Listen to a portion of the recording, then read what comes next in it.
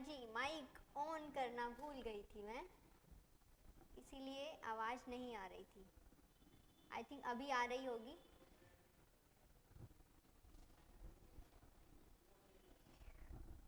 पहले मैं ये वाला सेक्शन करवा दूंगी, उसके बाद इससे पहले वाला जो भी हुआ है वो मैं सुनने वाली हूँ। उससे पहले भी जो हुआ है वो भी सुनने वाली हूँ, उससे पहले जो हुआ है वो भी सुनने वाली हूँ। ठीक है, फुल कॉन्फिडेंस वो तो है मनीषा, बट देखेंगे। ओके, हाँ जी ठीक है, हर बोल मैं देखूंगी अभी क्लास के बाद। हाँ जी, good afternoon Vikas.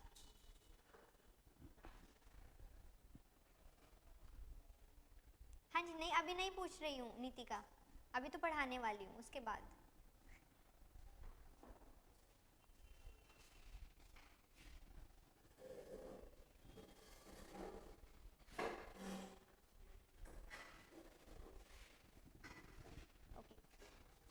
So the first one is card on file tokenization. So as a name suggests, token का मतलब क्या होता है? टोकन का मतलब होता है रिप्रेजेंटेशन। फॉर एग्जाम्पल आप क्या कर रहे हो, आप जो है दिल्ली में तो आपको देखने को मिलेगा कि स्ट्रीट फूड वाले के किसी के तो नाम इतना ही चलता है कि वहाँ पर भीड़ ही भीड़ होती है। तो क्या करना होता है, आपको पहले रुपीज़ दे के कि आपको क्या लेना, आपको टोकन ले लेना होता है, एंड देन वो टोकन आप देते हो जहाँ से आपको फिजिकल गुड्स जो है वो मिलती है। ये आपको समझ में आ गया। सो कार्ड ऑन फाइल टोकनाइजेशन, अब वो टोकन क्या शो करता है, वो रिप्रेजेंट करता है मनी को, और उतनी ही मनी को जितने में कि वो गुड्स या सर्विस जो आ जाएगी। ठीक है, आज भी आपका टेस्ट था क्या? हाँ, टेस्ट नहीं था, ओके। आप पेजेस लेके आ रहे, मुझे लगा अच्छा ये करंट अफेयर का है। अच्छा ओके। सो जैसे वो टोकन है वो क्या रिप्रेजेंट कर रहा है, वो टोकन रिप्रेजेंट कर रहा है मनी को, बट अब वो ये नहीं शो करता कि that money is cash money, card money, Paytm, Google पे क्या है। फॉर एग्जाम्पल आप गए हो किसी छोले भटूरे वाले के पास और आपने क्या किया है, आपने उनको जो है मान लीजिए एक प्लेट जितने में भी थी, तो आपने क्या किया, आपने कैश में पे किया, आपको भी एक टोकन मिला, उससे एक प्लेट छोला भटूरा आ जाएगा। आपने क्या किया, आपने गूगल पे किया है, एंड देन आपको भी एक सेम वही टोकन मिला है, उससे छोले भटूरे आ जाएंगे। ठीक है, और आपने क्या किया, आपने कहा मेरे पास क्रेडिट कार्ड है, क्रेडिट कार्ड से खाने हैं छोले भटूरे, तो आपने क्रेडिट कार्ड के थ्रू जो है पेमेंट कर दी 100 रुपीज़। ठीक है, सो तो भी आपको जो है सेम टोकन ही मिलेगा। तो वो क्या हो गया, नॉर्मल टोकनाइजेशन हो गया, जो कि रिप्रेजेंट करता है एंड जिसके थ्रू आप गुड्स एंड सर्विसेज को परचेज कर सकते हो।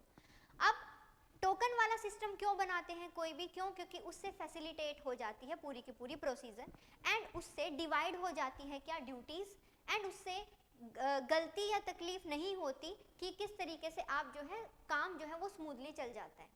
It means that कि card on file tokenization is also going to facilitate the payment procedure. और ये जो टोकन होगा ये कैसा होगा, कार्ड बेस्ड होगा।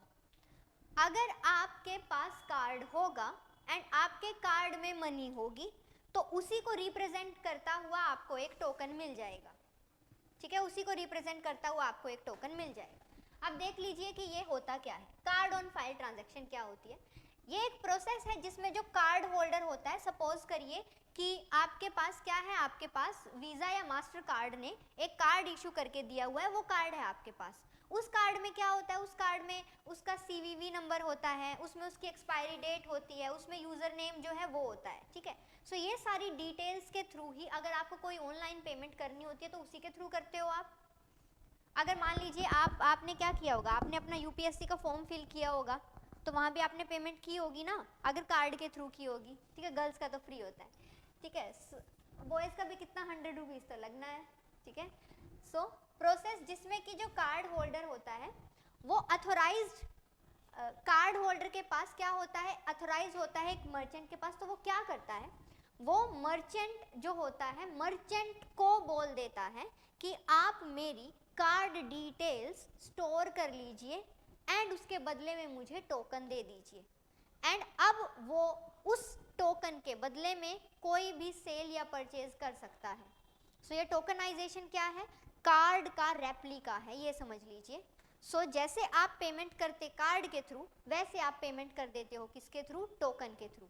ठीक है, एंड इसमें क्या होता है, इसमें जो आपकी डिटेल्स हैं वो कौन सेव करेगा, वो डिटेल्स आपकी सेव करेगा मास्टर कार्ड या वीज़ा पेमेंट, ठीक है, वीज़ा वाला। सो ये आपकी सारी पेमेंट डिटेल्स, ये आपकी जो है कार्ड से रिलेटेड डिटेल्स ये अपने पास सेव रखेगा। अब इसमें क्या क्या आइटम्स जो है वो इंक्लूड हो सकती हैं। आप कार्ड के बदले में ले सकते हो, आप एक टोकन रिक्वेस्टर के फॉर्म में ले सकते हो और एक डिवाइस के फॉर्म में ले सकते हो। फॉर एग्जांपल डिवाइस जो आपका स्वाइप मशीन होता है, दैट स्वाइप मशीन वो क्या करती है, फॉर एग्जांपल अब आप याद करिएगा कि स्वाइप मशीन में आप जब स्वाइप करते हो तो थोड़े टाइम तक आपकी कार्ड डिटेल्स उसी में रहती है कि नहीं। एंड कभी कभी क्या किया जाता है कि एकदम से तभी उसकी जो है एक रेप्लिका भी कोई तैयार कर लेता है, या फिर उसमें उस टाइम पे डिस्क्रिपेंसी करने का चांस रहता है। आपने पहले कुछ केसेस भी इधर उधर अगर न्यूज़पेपर में सुने हुए तो होता है ये सब कुछ। इस वजह से यहाँ पर जब ये कार्ड ऑन फाइल टोकनाइजेशन किया जाएगा तो ध्यान दिया जाएगा कि एक कार्ड, एक टोकन रिक्वेस्टर एंड डिवाइस का कॉम्बो हो, तभी ये टोकनाइजेशन जो है वो किया जा सकता है। लाइक डिवाइस वो होगी जिस डिवाइस से स्वाइप किया जाएगा, सपोज कीजिए कार्ड, तो वो डिवाइस जो है ऐसी होनी चाहिए जो कि टोकन फ्रेंडली हो, जो कि टोकन को भी रीड कर पाए या फिर टोकन को फैसिलिटेट कर पाए। इसका जो डिस्टिंक्ट फीचर होगा वो क्या होगा, दैट कि जो ऑनलाइन प्लेयर्स होते हैं या मर्चेंट्स होते हैं वो अलाउड नहीं होते कि वो कार्ड के नंबर को स्टोर करें या फिर उसकी एक्सपायरी डेट या CVV नंबर को जो है स्टोर करें। यहाँ पर जस्ट क्या होगा, यहाँ पर जो वीज़ा कार्ड या मास्टर कार्ड वाले हैं वो बस क्या करेंगे, आपके कार्ड के से मिलता जुलता आपको एक टोकन दे देंगे और उस टोकन के थ्रू आप जो है सेल या परचेज कर सकते हो। ऑनलाइन कोई भी प्लेयर होता है या ऑनलाइन कोई मर्चेंट होता है तो वो मर्चेंट आपकी डिटेल्स नहीं रख सकता। समझ आ गया आपको इतना, ठीक है। अब मैं समअप कर देती हूँ। ये क्या है, ये एक कार्ड मान लीजिए कि कार्ड आप सेव रखना चाहते हो, इसलिए कार्ड का एक रिप्रेजेंटेटिव है टोकन। कार्ड किसने दिया था, वीज़ा या मास्टर कार्ड ने। ये टोकन भी कौन देगा, वीज़ा या मास्टर कार्ड। ये टोकन क्या शो कर रहा है, ये टोकन शो कर रहा है कार्ड की डिटेल्स। इस वजह से जो वीज़ा कार्ड या मास्टर कार्ड वाले होंगे उनके पास आपके कार्ड की सारी डिटेल्स होंगी, पर आपके कार्ड की डिटेल्स बाकी किसी और के पास नहीं होगी। बट इसमें हेल्प कौन कौन करेगा, एक टोकन रिक्वेस्टर, एक डिवाइस एंड जो कार्ड है वो। सो ये जो है इसमें हेल्प करने वाला है। तो ये एक प्रोसेस है जिसमें कि हम जस्ट क्या करते हैं, जस्ट हम रिप्लेस कर देते हैं आपके कार्ड को किसी एक टोकन से या किसी एक नंबर से। समझ आ गया आपको इतना, जस्ट इतना किया जा रहा है। ओके, बस आपको ध्यान ये देना है कि कोई ऑनलाइन प्लेयर या ऑनलाइन मर्चेंट वो स्टोर नहीं कर सकता। अब सीधी सी बात, अगर उसने स्टोर कर लिया तो वो तो आप खरीदो ना खरीदो वो तो खुद ही पेमेंट कर लेगा, ठीक है। सो ये वाला सीन हो जाता है। नहीं, वो भी नहीं आएगा। लाइक उसमें तो है, वीज़ा मास्टर कार्ड रुपए उसमें है।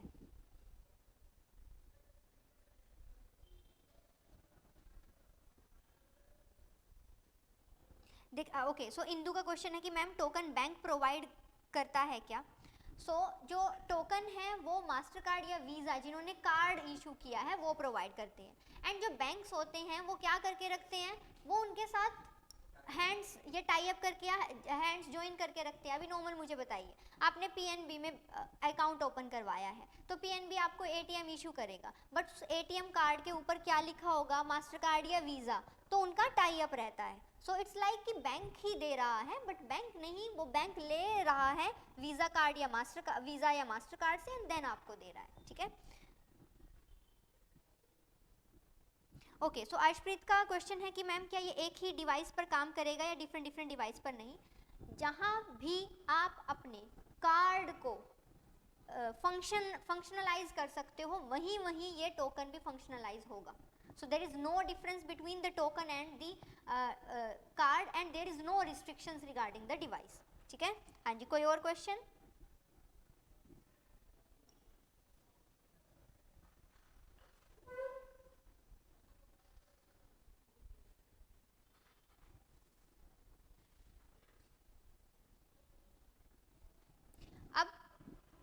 टोकनाइजेशन भी हो सकता है, डी टोकनाइजेशन भी हो सकता है, दो चीज़ें हो सकती है। Tokenization means what, when you are changing the card details into the form of the token, Detokenization means what? When you are destroying the token and again giving life to the card. ठीक है, अब ये दोनों ही case में कौन काम करता है? दोनों ही केस में काम करता है जो कार्ड प्रोवाइडर होता है वो। हमारे लिए कार्ड प्रोवाइडर कौन है? बैंक। बट रिप्रेजेंट किसको कर रहा है बैंक? वीजा, मास्टर कार्ड, इनको। Is it okay? Fine. Next आ जाता है guidelines for the digital lending. अब आज के टाइम पीरियड में आप देखोगे फिनटेक कंपनीज जो हैं, फाइनेंस कंपनीज जो हैं एंड फाइनेंसिंग करवाने वाले एनबीएफसीज, ये बहुत ज़्यादा चल रहे हैं। तो गाइडलाइंस क्या है for the digital lending? Is that it is issued by whom? Okay, so it's going to be a kind of lending. Lending कौन करता है? लैंडिंग करते हैं बैंक। बोरोइंग कौन करते हैं? बैंक। बैंक को रेगुलेट कौन करता है? आरबीआई। सो अल्टीमेट जो होगा डिजिटल लैंडिंग हो या किसी भी तरीके की लैंडिंग हो, तो that's going to be the RBI. अब डिजिटल लैंडिंग का मतलब क्या है? इट मीन्स अ लैंडिंग जो किस मेथड से हो रही है? डिजिटल मेथड से हो रही है। तो वो डिजिटल मेथड क्या हो सकता है? वो वेब प्लेटफॉर्म हो सकता है या कोई मोबाइल ऐप हो सकता है। आप देखोगे, अगर आपने देखा हो तो बहुत अच्छी बात है, नहीं देखा है तो उससे भी ज़्यादा अच्छी बात है कि व्हाट्सएप पे ग्रुप बना के रखते हैं। एंड मतलब ग्रुप भी नहीं, आप ये देख लीजिए कि उसमें आप मैसेज नहीं सेंड कर सकते हो, इन्फॉर्मेशन आपको मिलती रहती है। टेलीग्राम पे इतने बने हुए होते हैं, ठीक है, टेलीग्राम तो मोस्ट ऑफ यू जानते ही होंगे। सो उसमें इन्फॉर्मेशन वो ऐसी डाल कर रखते हैं कि अगर आपको लोन लेना है तो इतना इजी टर्म्स में हम आपको लोन दे देंगे। इस तरीके से इन आपको अगर कमेटीज़ में जैसे पैसे वैसे लगाते रहते हैं तो वो करना है तो वो भी ईजी फॉर्म में आपका हो सकता है। तो इस तरीके की चीज़ें जो हैं वो करके रखते हैं। सो ये काम कैसे करेगा? ये जस्ट टेक्नोलॉजी को यूटिलाइज करेगा किस तरीके से ऑथेंटिकेशन करवाने के लिए या फिर क्रेडिट इवैल्यूएशन करवाने के लिए। लास्ट क्लास में हमने क्रेडिट रेटिंग एजेंसी वाला कॉन्सेप्ट देखा ही था। सो उसमें क्या है? रेटिंग दे रहे हैं। अब तो वो बड़ी बड़ी कंपनीज की होती है, बट कुछ ऐसी भी होती है जो स्मॉल कंपनीज को भी बोल देते हैं पहले आप रेटिंग लेके आइए देन हम आपको लोन देंगे। तो उस केस में भी ये किया जा सकता है। अब ये बेसिक क्या है कि ये यूटिलाइज करता है टेक्नोलॉजी ऑथेंटिकेशन के लिए क्रेडिट इवैल्यूएशन गाइडलाइंस, जो कि एप्लीकेबल होती है सभी रेगुलेटेड एंटिटीज़ के ऊपर, जैसे कि कोई कमर्शियल बैंक हो सकता है, एनबीएफसी, कोऑपरेटिव बैंक, कोई भी। For example NBFC, commercial bank, ये सब कुछ। Let me just tell you, digital lending अगर की जाएगी वो तो ऐप के थ्रू की जाएगी। इट मीन्स कि आपको फिजिकली आने की ज़रूरत नहीं है। तो ये डिजिटल लैंडिंग ज़रूरी नहीं है कि कोई थर्ड पार्टी करे, ये बैंक्स भी कर सकते हैं, एनबीएफसीज भी कर सकते हैं, ठीक है। अब यहाँ पर रूल्स क्या रहेंगे? इसमें रूल जस्ट ये रहेगा कि यहाँ एक तो डेटा मतलब हम क्या करेंगे, बिकॉज यूजुअली क्या होता है कि एक थिंग बोली जाती है कि जो बैंक होते हैं वो face to face lending borrowing में हरास करते हैं। सो उस हरासमेंट से बचने के लिए अगर हम डिजिटल लैंडिंग कर रहे हैं तो वो सेव हो सकता है। दूसरा, उससे ये हो जाता है कि आपने देखा होगा कि बैंक्स क्या करते हैं कि रूरल एरिया में बैंक ना अगर आप जाओगे तो बैंक क्या करते हैं कि किसी फार्मर ने किन्हीं ने लोन लिया और वो ना दे पाए हो तो वो एक बोर्ड पे उनकी फ़ोटोज़ लगा के रखते हैं वहाँ पे, ठीक है। मतलब मैं बताऊँ, अगर हमारे एरिया में पंजाब नेशनल बैंक पीएनबी, मतलब उसके जैसी 5 स्टार सर्विस मैंने आज तक कहीं देखी नहीं है। एंड में क्या किया, परेशान होके मैंने, मेरे पापा ने, हमने वहाँ से अपना अकाउंट ही वहाँ से जो है कट करवा लिया। मतलब मैं अब यहाँ नॉर्मली मतलब यहाँ आईसीआईसीआई बैंक प्राइवेट बैंक, मैं कल आपको बोल रही थी, आईसीआईसीआई बैंक में ओपन करवाया। आईसीआईसीआई बैंक वाले क्या करते हैं कि कोई मान लीजिए कि अकाउंट से वो भी हरासमेंट तो वो भी करते हैं, एक्सप्लॉयटेशन वो भी करते हैं कि अगर कोई मान लीजिए कैश ट्रांजैक्शन करी है, पैसा निकलवाया चेक के थ्रू या कैसे, तो वो फिर अमाउंट डिडक्ट करते हैं और उस टाइम नहीं करते। फर्स्ट टाइम जब मुझे पता चला था कि ये तो कितने अच्छे, तो कोई चार्जेस भी नहीं लगाते हैं। फिर किसी महीने मैंने देखा कि 2400 रुपीज़ के आसपास कट हो रखा है। तो मैं चेक कर रही हूँ कि मैंने तो कोई पेमेंट नहीं करी, कि कैसे कट हो गया। तो उसमें आया होता बैंक के टैक्स कि कैश ट्रांजैक्शन के ऊपर टैक्स चार्जेस। तो तब मुझे ये हुआ कि ये तो अपनी मर्जी से अपने आप ही कट कर लेते हैं, पैसा इन्हें पूछने वाला भी कोई नहीं है। बट हाँ, ये जब जाते हैं तब वो इतनी अच्छी सर्विस दे देते हैं कि मन नहीं, फिर ये होता है चलो कोई बात नहीं, ठीक है कि पीएनबी की 5 स्टार सर्विस है तो अच्छा ही है। तो हमारे एरिया में पीएनबी जो बैंक है वहाँ पर क्या किया हुआ है उन्होंने ना, एक तो बैंक ही इतना अच्छा, मतलब आप एंटर करोगे तो आपको जो है ग्रीनरी दिखाई देगी। तो उन्होंने एक बड़ा सा बोर्ड लगाया हुआ, बोर्ड पे उन्होंने कुछ जो लोकल फार्मर है जिन्होंने कोई अनप्रोडक्टिव लोन ले लिया होगा जिसको वो पे नहीं कर पाए, उनका फोटोज लगाया हुआ है और फोटोज लिख के नाम और कितना रुपए उन्होंने लिए हुए थे वो उन्होंने लिखा हुआ है, ताकि कोई लोग आए और उस तरीके से। तो जो एक हमारा थोड़ा मतलब नेबर में एक पर्सन थे, उन्होंने लिया था अनप्रोडक्टिव जैसे कि शादी के लिए, तो वो नहीं पे कर पाए थे टाइम पर, तो बैंक वाले डेली डेली आते थे, तो क्या करते हैं जैसे गांव वाले, तो वो फ़ोन ही उठाना बंद कर देते हैं। तो उन्होंने फ़ोन उठाना बंद कर दिया, बैंक वालों ने बोला कोई नहीं हम इससे भी ज़्यादा करते हैं। तो हम गए तो हमने देखा उनका फ़ोटो लगा हुआ था, तो ऐसा बुरा तो लगता ही है, उनको बताया तो फिर उन्होंने जुगाड़ करके पे किया। फिर वो फ़ोटो ऐसा था उन्होंने कि वो हटाया नहीं, क्या किया, एक वाइट पेपर फ़ोटो के ऊपर चिपका दिया नाम और पैसे कितने लिए थे वो फिर भी दिख रहा है। तो मतलब ये इस तरीके का हरासमेंट जो है होता है, एंड ये मैं एक्चुअली बता रही हूँ। अब विलेजेस में ये होता है, बैंक टू बैंक ये मतलब मैटर करता है। तो अब वो पॉलिसीज़ या for example PNB bank Delhi में तो अच्छे ही हैं, रूरल एरिया में पता चल जाता है कि गवर्नमेंट बैंक में जाओ आप, ठीक है। So it is just to protect consumer from the breach of the data privacy, कि डेटा जो प्रीवेसी है वो ब्रीच ना हो, किसी तरीके की अनफेयर बिजनेस कंडक्ट से कोई एक्सऑर्बिटेंट इंटरेस्ट रेट ना चार्ज कर ले, अनएथिकल कोई प्रैक्टिसेस ना हो फिनटेक प्लेयर से। तो ऐसे करके आरबीआई इनको रेगुलेट करता है सो दैट कि पहले उनका प्राइवेसी ना जाए, वाई, बिकॉज उनका डिटेल्स चला जाएगा उनके पास। दूसरा, अनएथिकल कोई रिकवरी प्रैक्टिसेस ना हो फिनटेक प्लेयर, फॉर एग्जांपल वो बोल दे कि आपका इंफॉर्मेशन हमारे पास सारा है, अगर आपने हमारा पैसा नहीं दिया तो हम ये कर देंगे वो कर देंगे, तो वो वाला थिंग हो जाता है। या एक्सऑर्बिटेंट इंटरेस्ट रेट ना चार्ज कर ले, why, because most of the time you would found that in case of the digital lending mortgage ज़्यादा नहीं होगा, या फिर यहाँ जो चीज़ें आगे बढ़ेगी वो बढ़ेंगी on the basis of the credit evaluation. तो इस वजह से यहाँ पर ये हो सकता है कि इंटरेस्ट रेट ज़्यादा हो, बट उसके ऊपर भी आरबीआई जो है वो ध्यान रखने वाला है।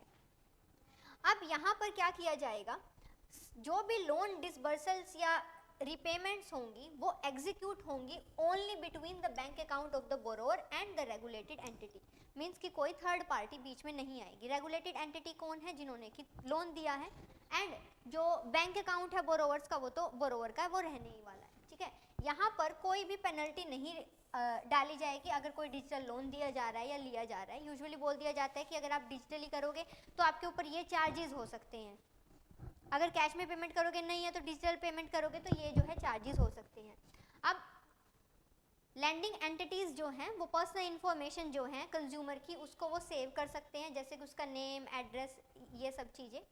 बायोलॉजिकल इन्फॉर्मेशन जो है उनको स्टोर नहीं किया जा सकता। इस पॉइंट को आप अच्छे से डाल लीजिएगा कि बायोलॉजिकल इन्फॉर्मेशन है जैसे कि उनके फिंगरप्रिंट्स या फिर उनका रेटिना स्कैनिंग जो है ये स्टोर नहीं किया जा सकता है। सारी की सारी जो भी लैंडिंग एक्टिविटी होंगी वो रिपोर्ट की जाएंगी to the credit information companies as per the CIC act 2005। अब आप याद करोगे जब हम एनपीए वाला चैप्टर करेंगे non performing assets, so non performing assets में हम एक सेक्शन करेंगे कि रिकवरी ट्राइब्यूनल्स कौन कौन है, कहाँ से रिकवरी हो सकती है, कि कब कब हमने किस किस को एस्टेब्लिश किया था। तो वहाँ एक पॉइंट आता है क्रेडिट इन्फॉर्मेशन कंपनी, तो 2001 के आसपास ये जो है एस्टेब्लिश हुई थी। And in credit information companies का काम क्या होता है, that they use to provide information regarding the credit, not only about those companies जो कि पहले से लेती आ रही हैं, कोई न्यू कंपनी भी आके उनको बोल सकती है कि मेरी डिटेल्स देख के आप मुझे ऑथेंटिकेट कर दो सो दैट कि आगे जाकर मैं किसी से लोन ले पाऊँ। सो और ये चेक भी रखते हैं कि कहाँ कितनी लैंडिंग हुई है, डिजिटल लैंडिंग कैसे हुई है। तो ये क्रेडिट इन्फॉर्मेशन कंपनीज जो है, वैसे रिकवरी में इनका कहीं कोई नाम नहीं आता, ये कुछ नहीं करते हैं, जस्ट ये इसके लिए यहाँ काम करते हैं। अब आरबीआई ने भी कुछ पायलट प्रोजेक्ट जो है लॉन्च किए हैं in some selected district of the Madhya Pradesh, the Tamil Nadu, किसके साथ, Union Bank of India and Federal Bank के साथ, सो दैट कि हम वहाँ पर डिजिटलाइजेशन कर सके, जिसमें बोला भी जाता है बैंकिंग कोरेस्पोंडेंट्स। बैंकिंग कोरेस्पोंडेंट्स का मतलब क्या होता है, ये कुछ पर्सन होते हैं बैंक की तरफ से जो क्या करते हैं, जो बैंकिंग सर्विसेज देते हैं एट द डोर स्टेप, तो वो होते हैं बैंकिंग कोरेस्पोंडेंट्स, ठीक है। सो अब आप ध्यान ये देंगे कि ये जो रेगुलेटेड एंटिटी है ये कोई भी हो सकती है, कमर्शियल बैंक भी हो सकते हैं, कोऑपरेटिव बैंक भी हो सकते हैं, एनबीएफसीज भी हो सकते हैं, ठीक है। एक बार अभी हम बैंकिंग वाला चैप्टर करेंगे तो बैंकिंग वाले चैप्टर में हम अच्छे से देख लेंगे कि बैंक के टाइप कौन कौन से होते हैं, ठीक है। नेक्स्ट आ जाता है क्या, भारत बिल पेमेंट सिस्टम। हाँ जी, प्राइवेट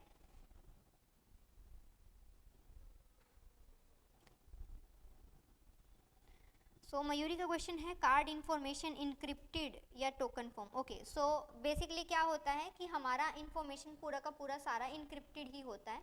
सो टोकन की फॉर्म में भी देखिए, टोकन भी सेफ रहेगा।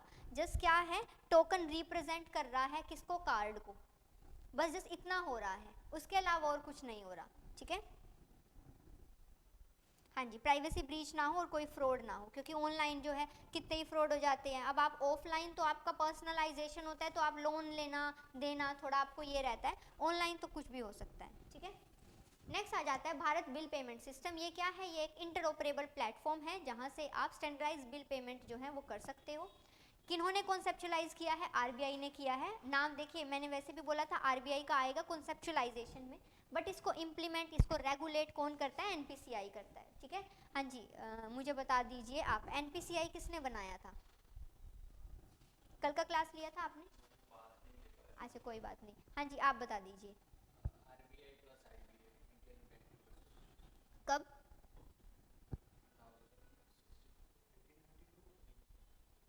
हाँ,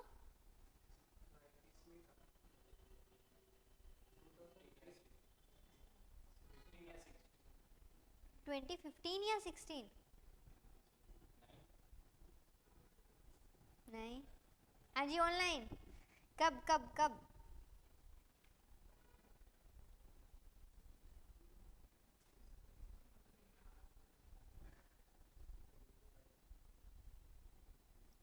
नहीं, 2000? नहीं नहीं, अभी तो बताना ही पड़ेगा। 2007, पेमेंट एंड सेटलमेंट एक्ट 2007। ठीक है, उसके थ्रू 2016 आपको वो याद आ रहा है जो उस क्वेश्चन में डेट दी हुई थी वो। रूल्स क्या रहेंगे, दैट आरबीआई ने अलाउ किया है इन पेमेंट सिस्टम को कि वो क्रॉस बॉर्डर इनबाउंड जो बिल पेमेंट होगी उनको भी कर सकते हैं।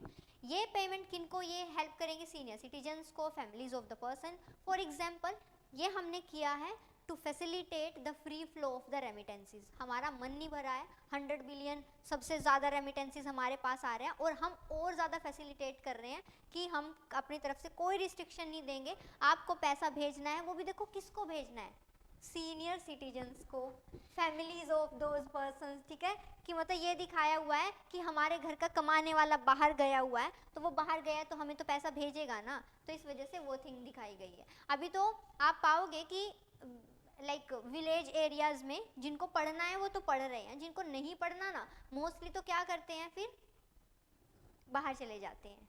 ठीक है, एंड ये बहुत अच्छी बात भी है। ये बोला जाता है कि 2014, देखो इस टाइम पे वर्किंग एज जो पॉपुलेशन है, वो वर्किंग एज पॉपुलेशन हमारे इंडिया में सबसे ज़्यादा है, 62.4% के आसपास। सो अब आप ये देखना कि आज से 10 साल पहले आप क्या कर रहे थे। आज से 10 साल पहले आप पढ़ रहे थे, आप गवर्नमेंट से जॉब नहीं मांग रहे थे।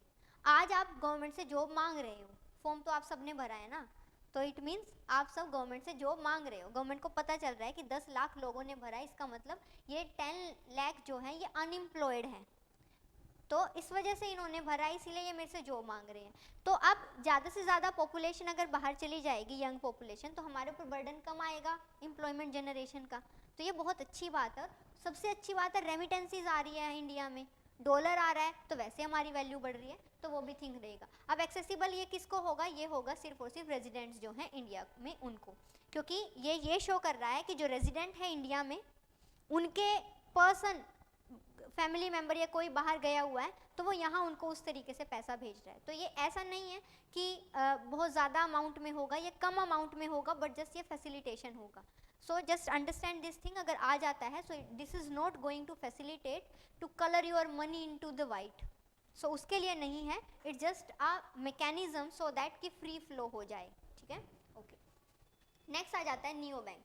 नियो बैंक क्या है, it is a term which is use for the fintech forms के लिए यूज़ की जाती है, जिनका सिर्फ और सिर्फ डिजिटल प्रेजेंस है, कोई फिजिकल ब्रांच नहीं है। The difference between the regulated entities under the digital lending and the neobanks is that digital lending में जो रेगुलेटेड एंटिटीज थी उनका अपना फिजिकल स्ट्रक्चर भी था, like commercial bank, cooperative bank, NBFC, जैसे कि हमने देखा भी एक ये union Bank of India physical structure है ना, उसके साथ साथ ये डिजिटल ट्रांजैक्शन या डिजिटल लैंडिंग भी कर सकते हैं।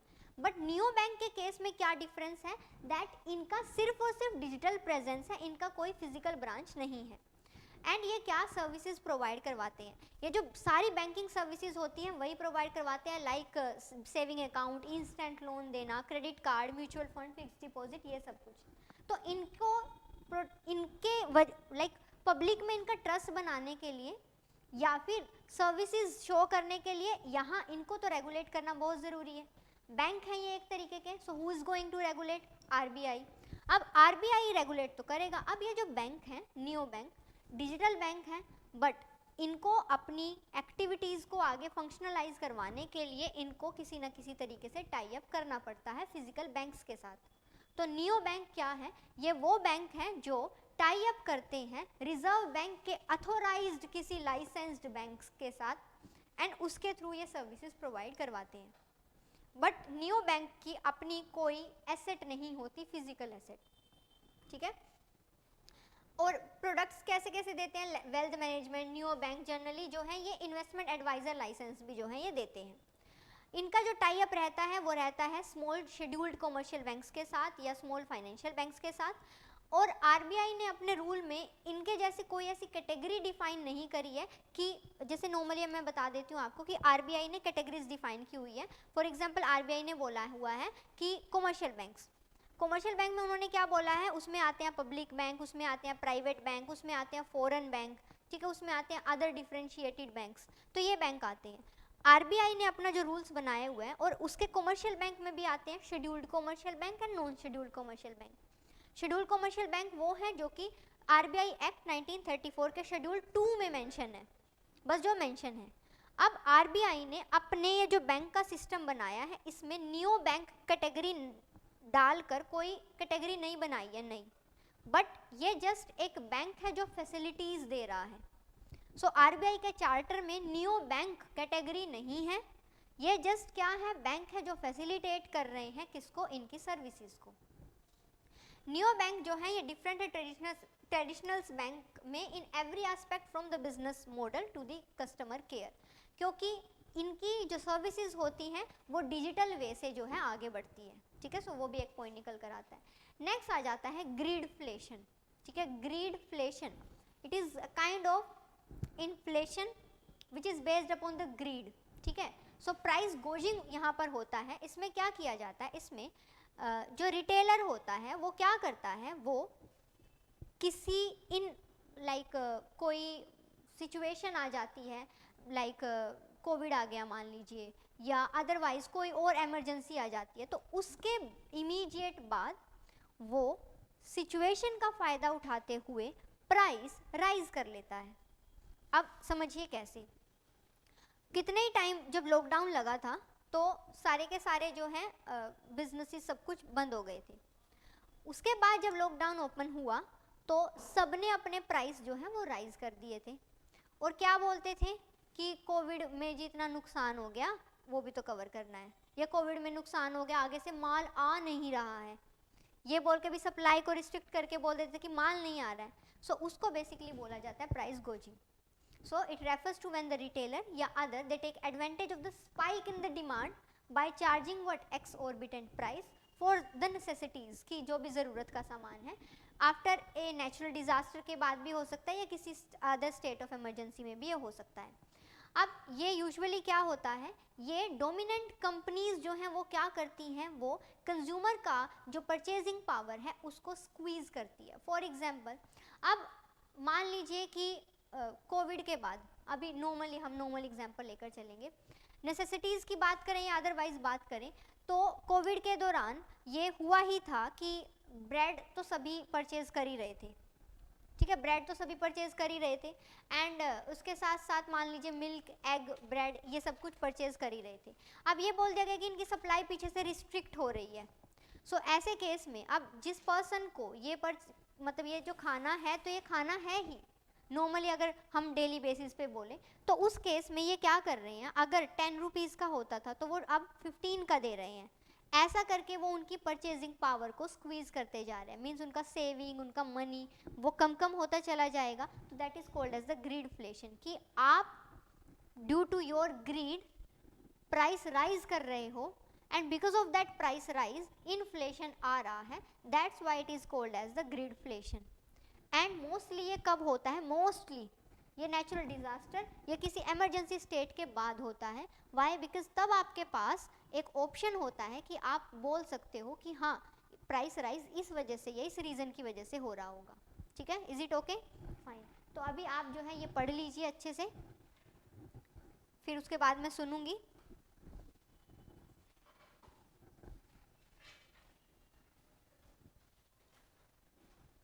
सिर्फ ये नहीं पढ़ने हैं, 5 सारे सुनने हैं मैंने, ठीक है।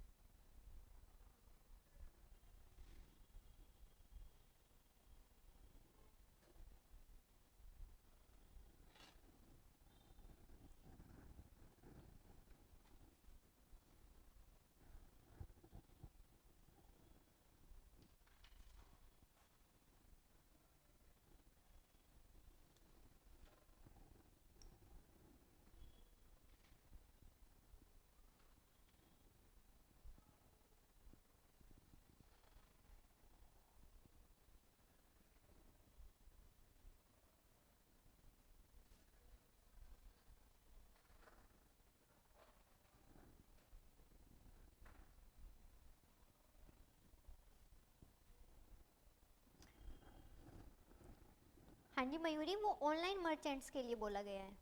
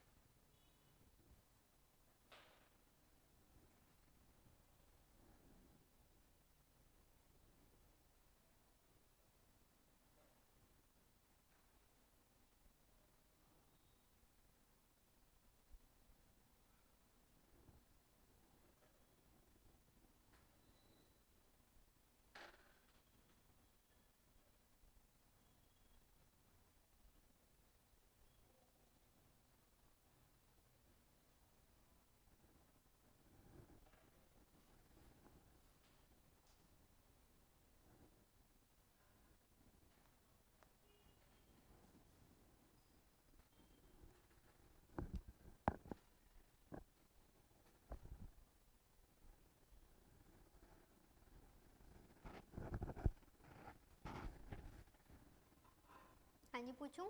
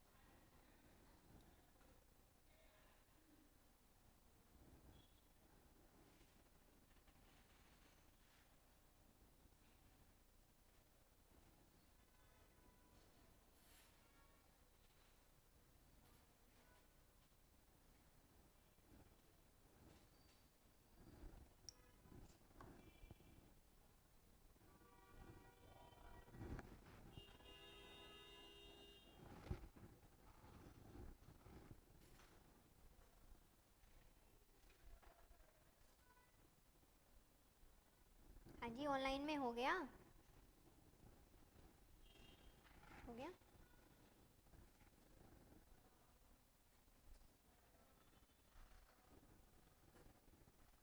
पूछूं? चलिए बंद कर दीजिए।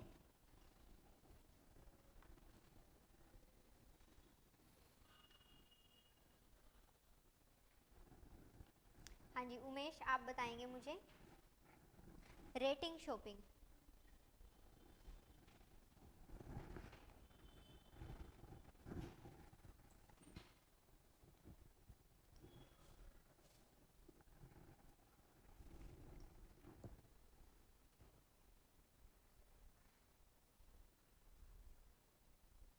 आता है अनूप, इसीलिए तो स्माइल दे रहे हो। हाँ जी,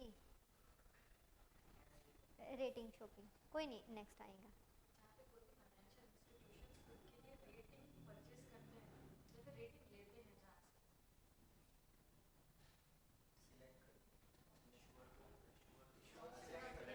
सेलेक्ट करते हैं कि किससे उनको रेटिंग लेनी है, कि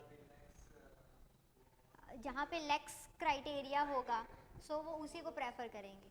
ठीक है, हाँ जी। नेक्स्ट मुझे बताएंगे vostro and nostro account.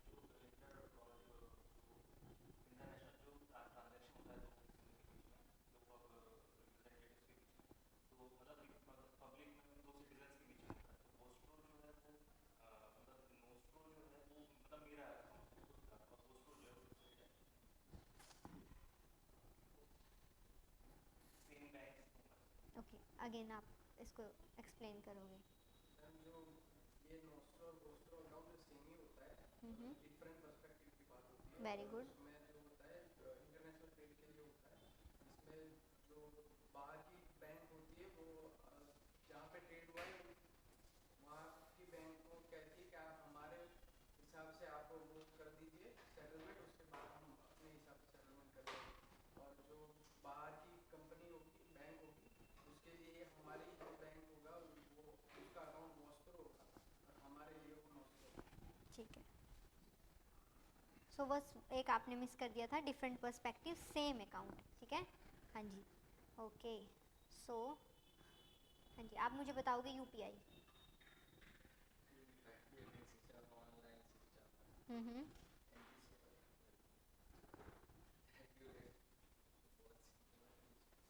Simple पूछा मैंने, आपने तो कुछ बताया ही नहीं, इसलिए पढ़ा ही नहीं, और मैंने यही पूछ लिया। ओके, कब आया था यूपीआई? कब इंट्रोड्यूस किया था यूपीआई को?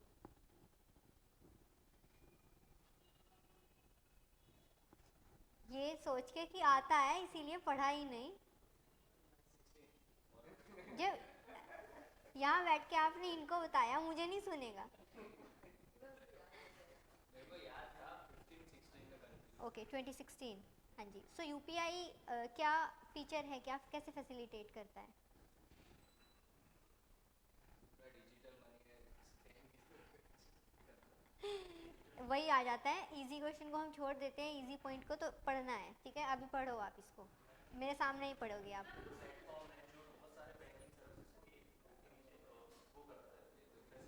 ओके नीतिका।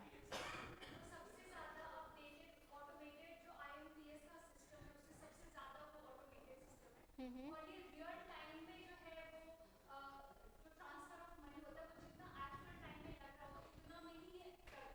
हम्म।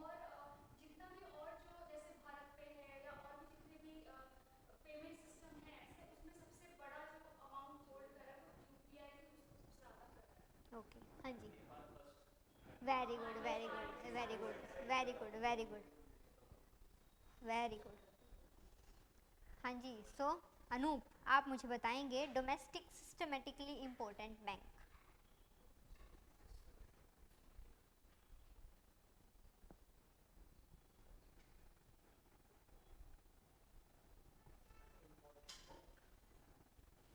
डोमेस्टिक सिस्टमेटिकली इम्पोर्टेंट बैंक, याद करवा दूँ वो जब मैंने बोला था 3 बैंक को अभी बोला है, लिस्ट में डाला है।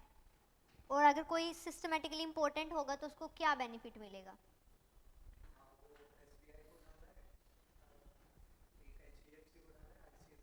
Very good very good.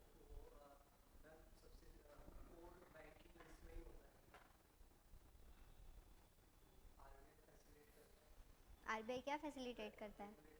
Regulate तो करता ही है, बैंक बैंक है तो करेगा ही।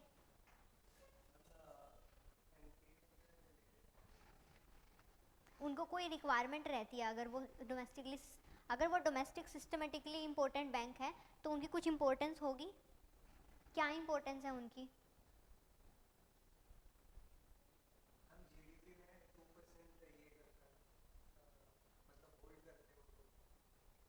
तब तो वो क्राइटेरिया है, तब तो वो एलिजिबल होंगे, हम उनको डालेंगे, अदरवाइज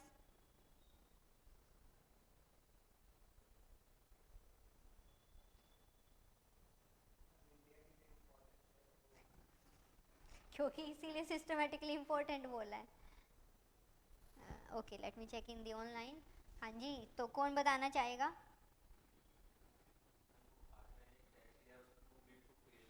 हम्म।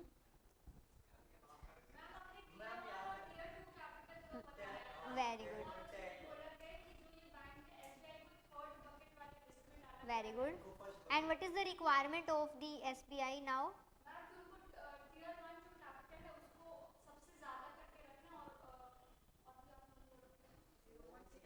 0.60 हम्म। क्या क्या किस में रखना है? किसका रिजर्व में रखना है? 0.60% रखना है, किसका रखना है? टीयर 1 कैपिटल में तो रखना है। रिस्क वेटेड एसेट्स का, वेरी गुड वेरी गुड। ठीक है। सो मतलब आप सबको क्या करूँगी ना, मैं यूपीएससी को एक लेटर लिखने वाली हूँ कि इधर के ग्रुप को एक ही पेपर देना, ये ग्रुप एक ही पेपर करेगा, ये 100 मार्क्स ले आएगा, ठीक है? क्योंकि थोड़ी थोड़ी इन्फॉर्मेशन या तो एक ही रूम में बिठा देना, इनको डिस्कस करके करने देना। हाँ जी। नेक्स्ट चलिए आप मुझे बता दीजिए मर्चेंट डिस्काउंट रेट। ये भी नहीं पढ़ा था? हाँ ये तो पढ़ता। हाँ जी बोलो। बैंक लगा दिए, ओके ठीक है। वो कोई भी ट्रांजैक्शन करता है, जैसे हम्म 20,000 रुपये उसके हम्म ऊपर लगा दिए, ठीक है वो मर्चेंट पे। ठीक है।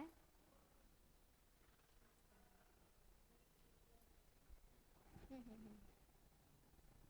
अच्छा, इसमें पार्टीज कौन कौन होती हैं एमडीआर के केस में?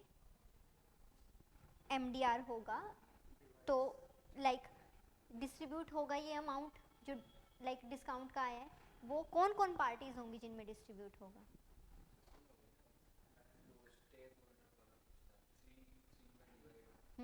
कौन कौन है वो? हाँ जी बता सकते हो? जो कार्ड और डेबिट क्रेडिट कार्ड वगैरह फैसिलिटी करवाते हैं, जो कार्ड प्रोवाइडर होंगे वो, ठीक है।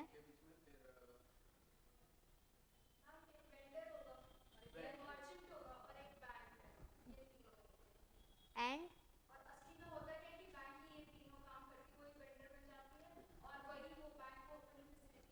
ठीक है, मर्चेंट वो साइड में होगा, मर्चेंट नहीं, कार्ड प्रोवाइडर होगा, वेंडर होगा जो वेंडिंग मशीन जो देगा, ठीक है, एंड बैंक होगा। एंड मोस्टली बैंक के थ्रू ही ये सब कुछ होता है, तो बैंक को ही ये अमाउंट जाता है, ठीक है। कंज्यूमर के ऊपर कोई एक्स्ट्रा चार्ज लगेगा? एमडीआर कंज्यूमर के ऊपर नहीं लगेगा, मर्चेंट के ऊपर लगेगा। सो इसका बर्डन कंज्यूमर के ऊपर नहीं आएगा, ठीक है। Okay, bank. हाँ जी, हर बोल आंसर नहीं कर रहे हो। 2% of the GDP, Indu very good. हाँ जी विजय, काफ़ी दिनों बाद आपने क्लास लिया ना आज।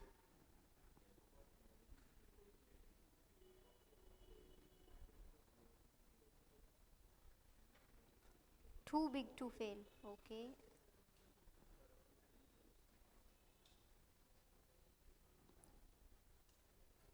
Multiple account in single app. Okay.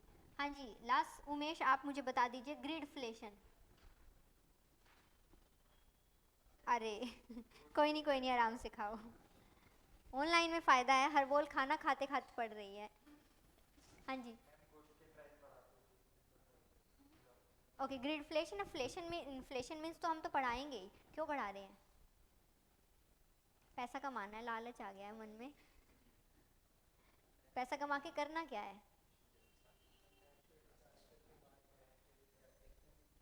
Okay हाँ जी बता दीजिए। हम्म हम्म ठीक है, they just squeeze the consumers purchasing power, ठीक है। हाँ जी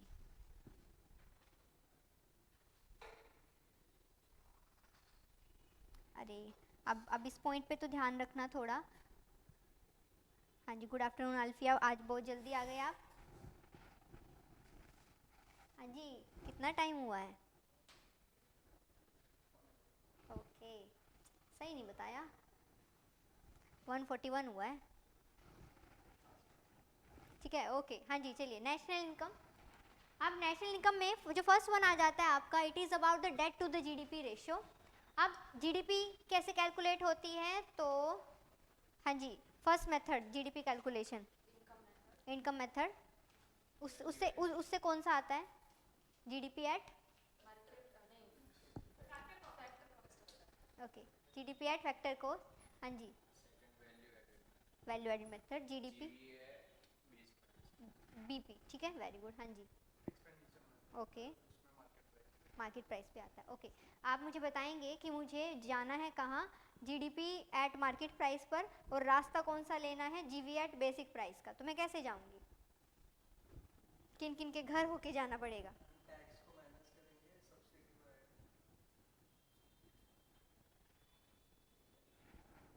लिख के देख लो। मुझे जीडीपी एट मार्केट प्राइस चाहिए, यूज़ मैं कर रही हूँ जीवीए एट बेसिक प्राइस को।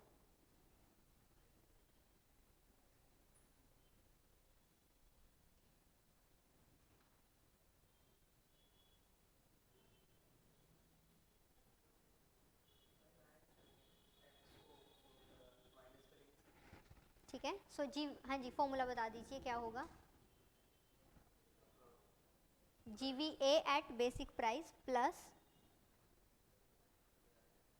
कोई नहीं आप करके देख लो, क्लास नहीं ली थी इसीलिए नहीं याद आ रहा होगा। हाँ जी चलिए, नीतिका आप बताएंगे।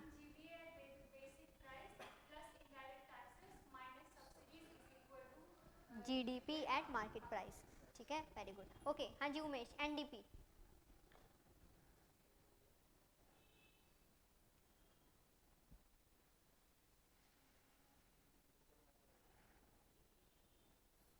ओके, एनडीपी का फुल फॉर्म?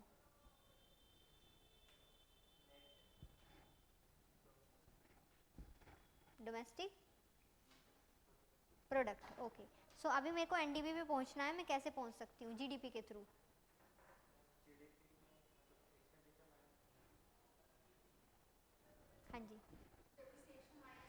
किसी में ग्रोस में से डेप्रिसिएशन माइनस करते हैं तभी नेट आता है, तो GDP minus depreciation is equal to NDP, ठीक है, is equal to NDP. Okay, हाँ जी, सो वही पूछने वाली थी, ठीक है, हाँ जी, जीएनपी बता दीजिए, जीएनपी, हाँ जी। उसके लिए हम प्रॉपर वर्ड यूज करते हैं,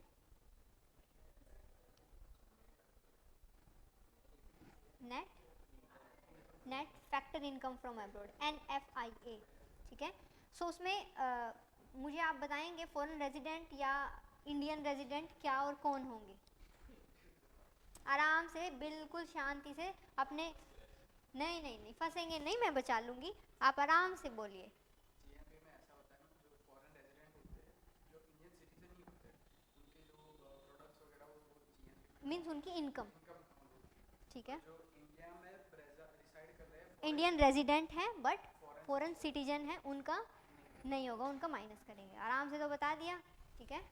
इनकी भी सांसें तो रुकी हुई थी, ये हो रहा था इनका एक्सप्रेशन, हाँ एक्सप्रेशन ऐसा हो रहा था कि बस बता दूं, but very good very good. इसमें जस्ट क्या करते हैं, इंडियन सिटीजन का वैल्यू हमें लेना है, बट उनका जो फॉरेन रेजिडेंट है और इंडिया के रेजिडेंट जो कि फॉरेन सिटीजन है, उनका हम क्यों लेंगे, वो तो अपनी इनकम अपने घर पे भेज देंगे, तो उनका इनकम नहीं लेंगे, तो ये पूरा फॉर्मूला हो जाता है, ठीक है। हाँ जी, तो अब मुझे बताएंगे, हाँ जी आप बताएंगी, तो आप मुझे बताएंगी कि नेशनल इनकम क्या होती है? किसको मैं बोल सकती हूँ इन सब फॉर्मूला में से कि ये नेशनल इनकम है?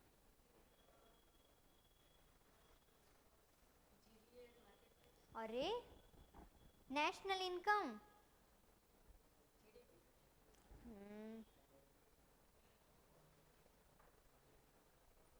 कंफ्यूज हो रही हो आप, शांति से सोचो। नेशनल इनकम सबसे लास्ट में पहुंचे थे हम, और एक फॉर्मूला है जो सबसे लास्ट में आएगा। आराम से सोचो, विजुअलाइज करो कि लास्ट में क्या पढ़ा था।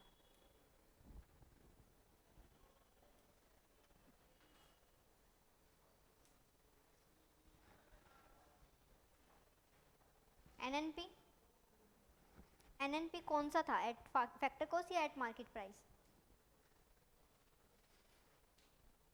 कोई नहीं, आराम से सोचो। Okay, purest form of economy किसको बोलते हैं?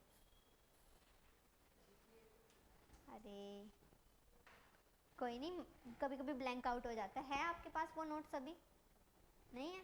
ओके कोई बात नहीं, घर जाके आप देखना, ठीक है। हाँ जी, इधर ही देख लो आप, एनएनपी एट फैक्टर कॉस्ट, ठीक है। हाँ जी, आप नीतिका आप बताएंगी प्योरेस्ट फॉर्म ऑफ इकोनॉमी।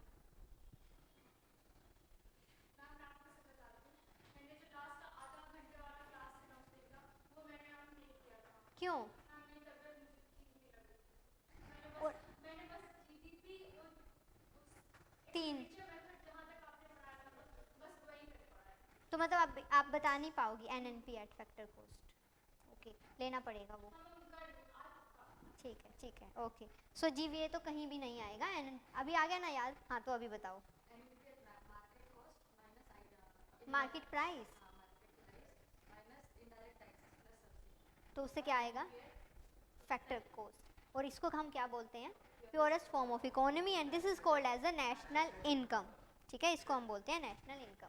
चलिए अब हम स्टार्ट कर देते हैं। डेट टू जीडीपी रेशियो कोई बड़ी बात नहीं होती है, एक बारी खोल के देख लेना चाहिए, आराम से हो जाता है, ठीक है।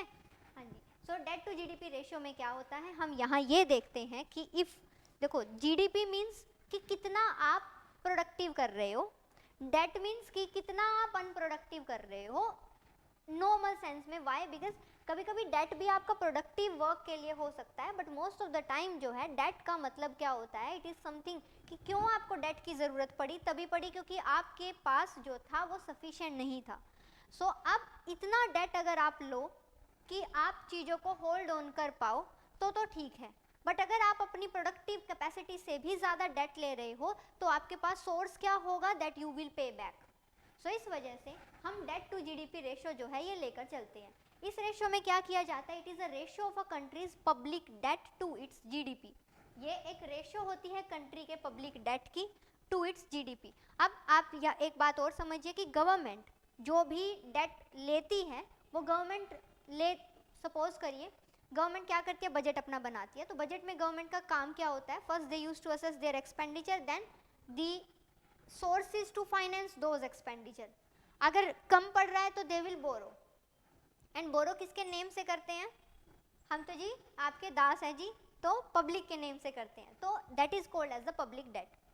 अब अगर पब्लिक डेट कंट्री के जीडीपी से भी एक्स्ट्रा हो तो वो आगे नहीं बढ़ पाएगा, सस्टेनेबल नहीं होगा, ठीक है। और अभी सस्टेनेबल है कि नहीं है वो मैं आपके इको वाले उसमें आप आंसर भी सोच के आए होंगे, ठीक है। चलिए देखते हैं। सो इस वजह से क्या किया जाता है, रेशो जो होती है कंट्री के पब्लिक डेट की टू इट्स जीडीपी देखा जाता है, जिसमें कि जस्ट डेट है, डेट के नीचे हम क्या लिख देते हैं, GDP. So date divided by GDP, and इस रेशियो के थ्रू हम ये देख लेते हैं कि जो हमने डेट लिया है वो जीडीपी का कितना रेशियो में है। सो ये क्या होना चाहिए, जीडीपी हाई होना चाहिए हमेशा, तभी हम उसको पे बैक कर पाएंगे। सो यहाँ से क्या शो होता है, यहाँ से ये पता चलता है डेट कितने नंबर ऑफ ईयर हमें लगेंगे अपने डेट को पे करने में, अगर जीडीपी जो है यूज़ की जाए उसकी रीपेमेंट में। कि फॉर एग्जांपल अगर हमने जो डेट उठाया हुआ है वो डेट हम जीडीपी मीन्स जितना हम प्रोड्यूस कर रहे हैं उसी को यूज़ करके पे करें तो कितने ईयर हमें लगेंगे कि वो पे बैक होगा, इससे हमें ये पता चल जाता है। एंड इसका इफेक्ट क्या होता है, अगर हमारा जो debt to GDP ratio high है तो it is less likely the country will pay back its debt, सीधी सी बात है। If our debt to GDP ratio is high it means our debt is high then our GDP, so our GDP is not sufficient to pay back, so how we are going to pay back. So उस case में क्या हो जाता है कि chances कम हो जाते हैं, that it is less likely. So for example अगर आपको कोई भी लोन लेना है तो आप अपनी कंपनी या अपनी इनकम के बेसिस पे लोगे तो ये देखा जाएगा ना आपका इनकम का लेवल क्या है, सो उसके बेसिस पे ही हम ये डिटरमाइन करते हैं। फाइन। नेक्स्ट आपका आ जाता है agriculture infrastructure fund. Agriculture infrastructure fund ये एक medium long term debt financing facility है जिसमें इंटरेस्ट सबवेंशन या क्रेडिट गारंटी सपोर्ट दिया जाता है लोन के ऊपर। If you are investing in the post harvest या फिर कम्युनिटी फार्मिंग एसेट्स में अगर आप कर रहे हो, सो it is a kind of fund जहां इन्वेस्ट किस में किया जाएगा, इन्वेस्ट किया जाएगा एग्रीकल्चर बेस्ड इंफ्रास्ट्रक्चर में। पोस्ट हार्वेस्ट हो सकता है, फॉर एग्जांपल कोल्ड स्टोरेज का हमें देखना है, या फिर हमें जो है ट्रांसपोर्टेशन का देखना है कि कनेक्टिविटी बने, तो उसमें भी स्पेंडिंग तो होगा ना। सो उसके लिए जो है ये एक तरीके का फाइनेंसिंग फैसिलिटी है। ये गवर्नमेंट की एक सेंटर सेक्टर स्कीम है, मींस गवर्नमेंट क्या करने वाली है, गवर्नमेंट ने 2020 में इसको लॉन्च किया था। गवर्नमेंट ने बोला कि हम एक फ़ंड बना रहे हैं जिसका नाम होगा एग्रीकल्चर इंफ्रास्ट्रक्चर फंड। इस फंड से जो भी नीडी हैं जिनको कि ये पोस्ट हार्वेस्ट डेवलपमेंट करनी है या फिर फार्मिंग एसेट्स को डेवलप करना है, जो भी नीडी है वो क्या कर सकते हैं, वो अपना जो अमाउंट है वो वहाँ से बोरो कर सकते हैं। और वो बोरो करके वो क्या उनको क्या करना होगा, हमसे अमाउंट वो बोरो करेंगे एंड बोरो करके उनको वो इंफ्रास्ट्रक्चर में लगाना होगा। सो इसके थ्रू ये किया जाएगा। ड्यूरेशन क्या होगी, it is extended to 13 years. 13 year के लिए ये हमने फंड बनाया है 2020 से लेके 2032 तक, ठीक है। 2020 भी इंक्लूडेड है, 32 भी, इस वजह से 13 ईयर। अब एपीएमसी मंडीज आप सबको पता होगा, ये जो क्या होती हैं, ये एग्रीकल्चर बेस्ड मार्केटिंग कंपनीज होती हैं, ठीक है। इंटरेस्ट सबवेंशन होगा, वो कितना होगा, for a loan up to 2 crore ये दिया जाएगा हर प्रोजेक्ट के लिए of the different infrastructure type. अब ये फंड बहुत बड़ा है, गवर्नमेंट बना रही है, सिर्फ और सिर्फ सेंट्रल गवर्नमेंट बना रही है। इस फंड में से वो क्या देंगे, लोन की फॉर्म में फैसिलिटी प्रोवाइड करवाएंगे और इंटरेस्ट सबवेंशन भी दिया जाएगा for a loan up to 2 crore तक का अगर लिया है तो सब्सिडाइज रेट पर इंटरेस्ट दिया जाएगा, या तो इंटरेस्ट की रेट को जो है कम करके उनको जो है सब्सिडी की फॉर्म में जो है हम प्रोवाइड करवाएंगे। अब सीधी सी बात है, एग्रीकल्चर है और रूरल एरिया में ही वो होगा, तो इसको कौन सुपरवाइज करेगा, नाबार्ड, ठीक है। नाबार्ड जो है इसको सुपरवाइज करने वाला है। ये क्या है, ये एक एग्रीकल्चर बैंक है, national agriculture bank for the rural development, ठीक है। एंड इसके साथ साथ जो ministry of agriculture and farmer welfare है वो भी इसमें हेल्प करने वाली है। अब इसमें बेनिफिशरीज कौन कौन हो सकते हैं, बेनिफिशरीज ये पर्सन हो सकते हैं, देखिए अब ये पॉइंट आपको बहुत अच्छे से करना होगा, स्टार लगा लीजिएगा। इसी पॉइंट पे कोई क्वेश्चन अगर बन सकता है तो वो यही बन सकता है। ऐसे बोल सकते हैं कि फार्मर इंडिविजुअल फार्मर नहीं होगा, ऐसे बोला जा सकता है। ऐसे बोला जा सकता है कि स्टार्टअप है, कोई एग्जांपल देके बोला जा सकता है कि ये स्टार्टअप है, ये नहीं होगा। अब समझ लीजिए क्या, any startup which is related और इंडल्ज इनटू द एग्रीकल्चर या इंफ्रास्ट्रक्चर रिलेटेड थिंग्स, तो उस केस में वो एलिजिबल होंगे कि वो भी इंफ्रास्ट्रक्चर फंड के अंडर आकर पैसा मांग सकते हैं। बट अगर आपका स्टार्टअप है कि ग्रेजुएशन पानीपुरी वाला, या फिर आपका जो है स्टार्टअप है कि यूपीएससी मोमोज वाला, तो उस केस में क्या हो जाएगा, उस केस में आपको एग्रीकल्चर फंड के अंडर नहीं मिलेगा। चाहे आप बोल भी दे कि मैं अपनी फार्म फ्रेश जो है कैबेज लेकर आ रहा हूँ और उससे मैं वेज मोमोज बना रहा हूँ, तो वो नहीं होगा। ठीक है, so startup means agriculture based startup. जैसे कि एग्री एंटरप्रेन्योर्स, क्या इनको दिया जाएगा लोन? इनको दिया जाएगा। इन पर तो कोई क्वेश्चन ही नहीं पूछा जाएगा। क्रेडिट सोसाइटी है, मार्केटिंग कोऑपरेटिव सोसाइटी है, एफपीओज हैं, these are related to the agriculture. But इसमें सेल्फ हेल्प ग्रुप भी आ जाएंगे, कोई कोऑपरेटिव सोसाइटी है तो वो भी इंक्लूड होगी, क्योंकि आपने देखा होगा कि कोऑपरेटिव बैंक्स होते हैं, कोऑपरेटिव सोसाइटीज़ बनाई जाती है, primary agriculture credit societies, PACS। ठीक है, और इनको होल्ड ऑन कौन करता है? इनको जो स्टेट गवर्नमेंट होती है वही होल्ड ऑन कर रही होती है। ऐसे हम मल्टी स्टेट कोऑपरेटिव पार्टीज जो हैं वो बनाते हैं, तो वो सब भी जो है इसका एक पार्ट होने वाले हैं। Is it okay? आया था?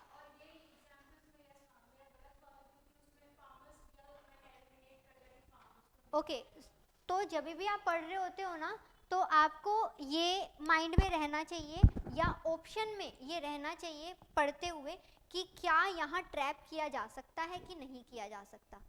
तो अगर आप एग्जामिनर के माइंडसेट को ट्रैक कर पा रहे हो तो इट मीन्स आपके लिए बेनिफिट हो जाता है उन सब चीज़ों को क्लियर कर पाना।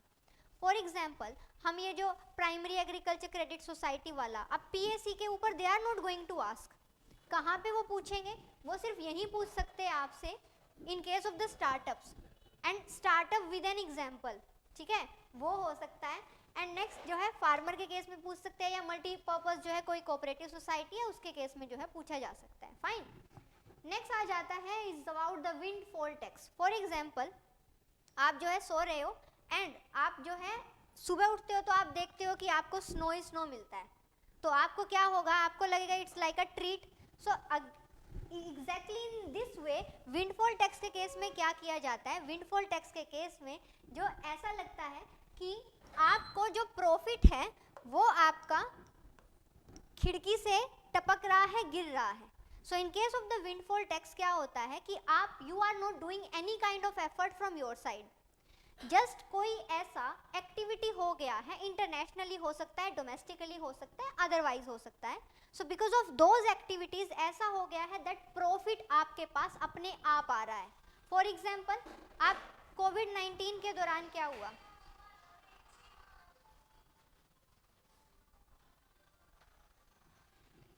ओके, सो कोविड-19 के दौरान क्या हुआ? कोविड-19 के दौरान इससे पहले सैनिटाइजर का बिल्कुल भी अर्निंग नहीं होता था। कोविड-19 के दौरान there is a need for the sanitiser and एकदम से सैनिटाइजर का डिमांड बढ़ गया।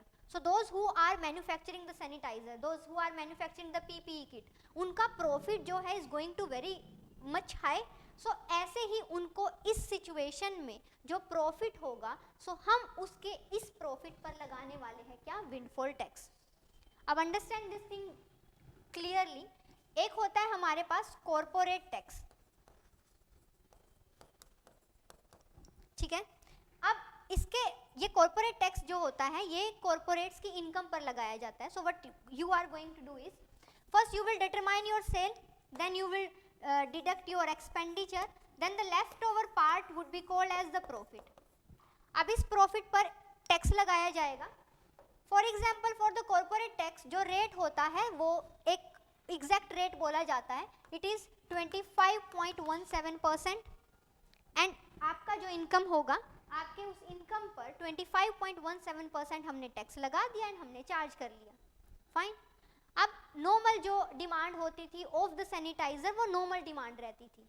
अब वो नॉर्मल डिमांड क्या रहती थी, वो नॉर्मल डिमांड फॉर एग्जांपल कि बिकॉज इट्स अ बिजनेस और बिजनेस प्रॉफिटेबल होगा, only then that will basically कि तभी वो कंटिन्यू होगा, अदरवाइज नहीं।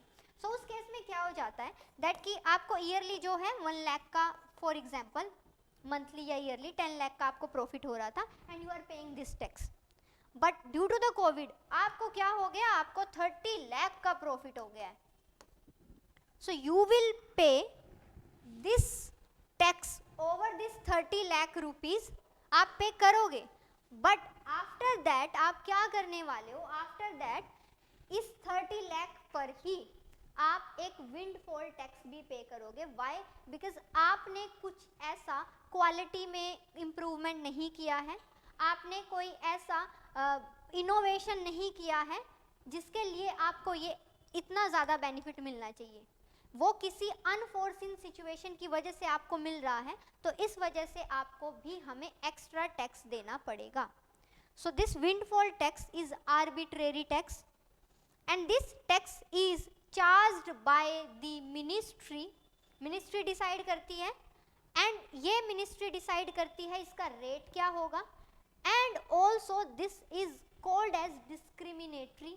Discriminatory in the sense that कि they can select that on these forms we are going to charge.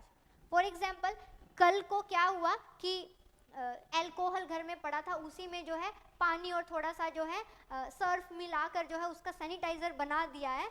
छोटा आपका जो है सेल्फ हेल्प ग्रुप है, छोटा आपका छोटे लेवल का है, उस केस में ये नहीं होगा, वहाँ नहीं होगा कि वहाँ पर भी हम बोलेंगे कि आपका ये इतना ज़्यादा जो है सेल हो रही है तो इस वजह से हो रही है, तो वहाँ पर नहीं होगा। जो बड़े लाइक पार्टीज होते हैं उनके ऊपर लगाया जाता है, ठीक है। एंड लिटरली अभी जो हुआ था ये इतना ज़्यादा एम्बैरेसिंग था, मुझे आपको ही देख के हंसी आई जा रही थी। आपको पता चला कि क्या हुआ था, क्या हुआ था? इतना, हाँ, इतना ज़्यादा डूबे हुए थे आप पढ़ाई में? हाँ, अरे नहीं, ये बड़ा लाइक वो हो जाता है। हाँ जी, बिल्कुल बिल्कुल बिल्कुल। ओके, सो अब अभी इस टाइम पे तो एलिमिनेट कर दिया गया, इस टाइम पे नहीं लग रहा है। एंड सैनिटाइजर का जस्ट मैंने एग्जांपल दिया था, उसके ऊपर लगाया नहीं गया था। वाई? बिकॉज उनका तो डिमांड सिचुएशन के अकॉर्डिंग हो रहा था, जस्ट मैंने एग्जांपल समझाया था, ठीक है। अभी मयूरी का क्वेश्चन है कि मैम टोटल 30 लाख पे टैक्स लगेगा, मीन्स ओनली 20 लाख पे लगना चाहिए ना, बिकॉज 10 लाख तो वैसे भी प्रॉफिट था। Okay, so understand this thing very carefully that कि यहाँ हम असेस नहीं कर सकते दैट कि कितना, किस सिचुएशन की वजह से उनको कितने लाख का प्रॉफिट हुआ है। फॉर एग्जांपल आपका कोई भी बिजनेस कंटिन्यू तभी करता है जब पिछले साल के कंपैरिजन में आपका प्रॉफिट रेज होता हो एंड वो कंटिन्यू रेज होता जा रहा हो, तो यू कैन नॉट असेस कि ग्रोथ रेट बेसिकली क्या होता है कि जैसे जीएसटी के केस में कंपनसेशन देखा था हमने, ग्रोथ रेट के बेसिस पे देख लिया था कि अगर ग्रोथ रेट जो है वो बढ़ रहा है। फॉर एग्जांपल मैंने बोला है कि मेरे बिजनेस का ग्रोथ रेट कितना है, 5% है, तो अगर इस बारी मेरा 10 लाख का रहा है तो इसका 5% ज़्यादा बढ़ के मुझे मिलेगा, तो वो हम नहीं कर सकते हैं, वो डिफ्रेंसिएशन नहीं होता है। ये तो जस्ट मैंने सिंप्लीफाई करने के लिए आपको बोल दिया है। मास्क और सैनिटाइजर पर नहीं लगाया गया था, वो भी आप समझ लीजिए, ये जस्ट मैंने समझाने के लिए बोला है कि अनफोर्सिन सिचुएशन, कोई पहले पूछता नहीं था मास्क या सैनिटाइजर को, और अब देखिए ड्रेस के मैचिंग जो है स्टाइलिश ब्राइड के भी जो है ब्राइडल मास्क आने स्टार्ट हो गए थे, इतना इतना जो है फैशन आ गया था। हाँ जी, हाँ जी,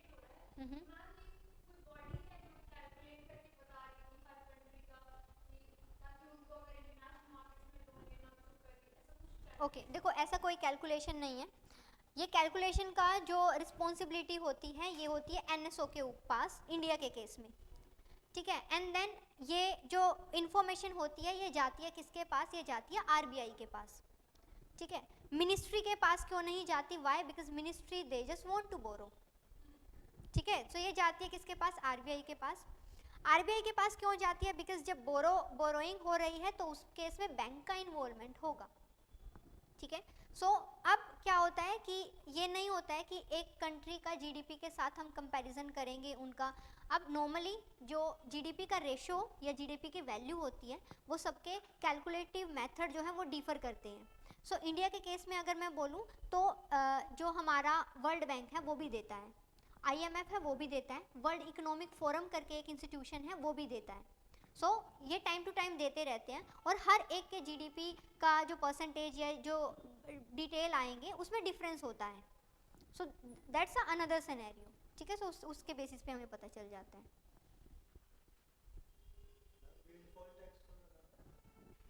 मिनिस्ट्री लगाती है, क्योंकि फाइनेंस मिनिस्ट्री, क्योंकि कोई भी टैक्स होता है, आप एनुअल फाइनेंशियल स्टेटमेंट या हमारा जो है उसमें क्या किसको रिस्पॉन्सिबिलिटी दी गई है दैट दे कैन, अभी नॉर्मली क्या है ये टैक्स ऐसे ही आर्बिट्रेरली नहीं लगाया जा सकता, पूरा प्रोसीजर होगा इसके लिए, ठीक है। सो पूरे प्रोसीजर के थ्रू ये किया जाता है। अब ये जो टैक्स है ये अनअर्न्ड अनएंटिसिपेटेड गेन पर लगाया जाता है, जिसमें आपने कोई एडिशनल एफर्ट नहीं किया हो, मीन्स ना आपने इसकी क्वालिटी को रेज किया है, ना आपने कोई मार्केटिंग करके अपना प्रॉफिट बढ़ाया है, सिचुएशन की वजह से प्रॉफिट बढ़ गया उसके ऊपर। ये डिफाइन किया था first time US congressional research service ने। ये न्यूज़ में क्यों था? बिकॉज डोमेस्टिक प्रोड्यूसर जो कि क्रूड ऑयल बेच रहे थे टू द डोमेस्टिक रिफाइनरीज, उनको बेनिफिट हो रहा था इंटरनेशनल पैरिटी प्राइसेस की वजह से, इस वजह से वो बहुत ज़्यादा गेन उनको हो रहा था। सो इसलिए हमने उनके ऊपर लगाया था, ठीक है। अभी रिसेंट में विंडफॉल टैक्स जो है मतलब एग्जिस्टेंस में है बट चार्ज नहीं किया जा रहा है, क्योंकि इस टाइम पे नहीं ऐसा सिचुएशन हो रहा है, ठीक है। समझ आ गया? ओके। अब यहाँ पर बहुत अच्छे से आप सबका 100% अटेंशन चाहिए मुझे, 100% अटेंशन, ठीक है। शॉर्ट सेलिंग या शॉर्टिंग क्या होता है? नॉर्मली क्या होता है? नॉर्मली ये होता है कि आपने क्या किया, आपने सोचा मुझे पैसा घुमाना है इधर से उधर, ठीक है, तो आप क्या किया, आपने देखा कि मेट्रो के पास में जो मोमोज़ वाला है उसके मोमोज़ नहीं इतने जो है सेल होते हैं, मैं क्या करता हूँ अपने इंस्टीट्यूट के बाहर, क्योंकि मेरे को सब जानने वाले भी हैं, तो और मैं वहाँ पर जो है उसकी सेल करता हूँ। तो उस केस में क्या होगा? उस केस में ये होगा कि आप जिस मार्जिन पर परचेज करके लाओगे उससे थोड़े ज़्यादा मार्जिन पे आप यहाँ बेचोगे। ऐसा ही होता है कि नहीं होता? Means what?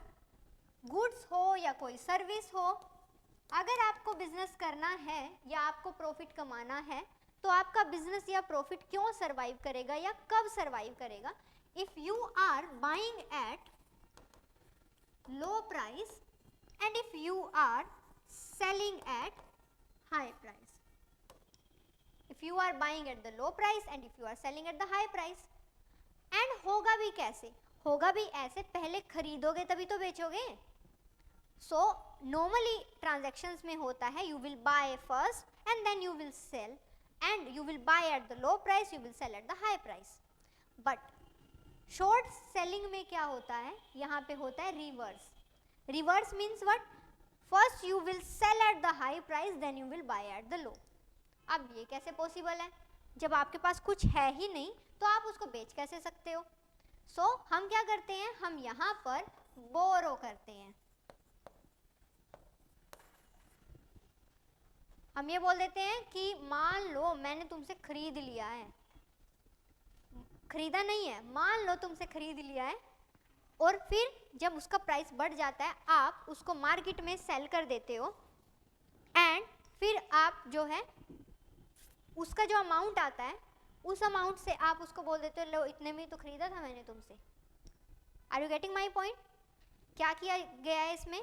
जस्ट ये किया गया है कि ट्रांजैक्शन नहीं होती है बाइंग की, पहले आप सेलिंग की ट्रांजैक्शन करते हो फिर बाइंग की ट्रांजैक्शन करते हो। Means what? कुछ सामान आपके पास है नहीं बट आपने उसको बेच दिया है एंड देन आप उसी अमाउंट से उसको खरीद के उस तक पहुंचा देते हो। ये किया जाता है शॉर्ट सेलिंग में। क्लैरिटी हुई कि मैं कोई एग्जांपल देके बताऊं? हो गया ना?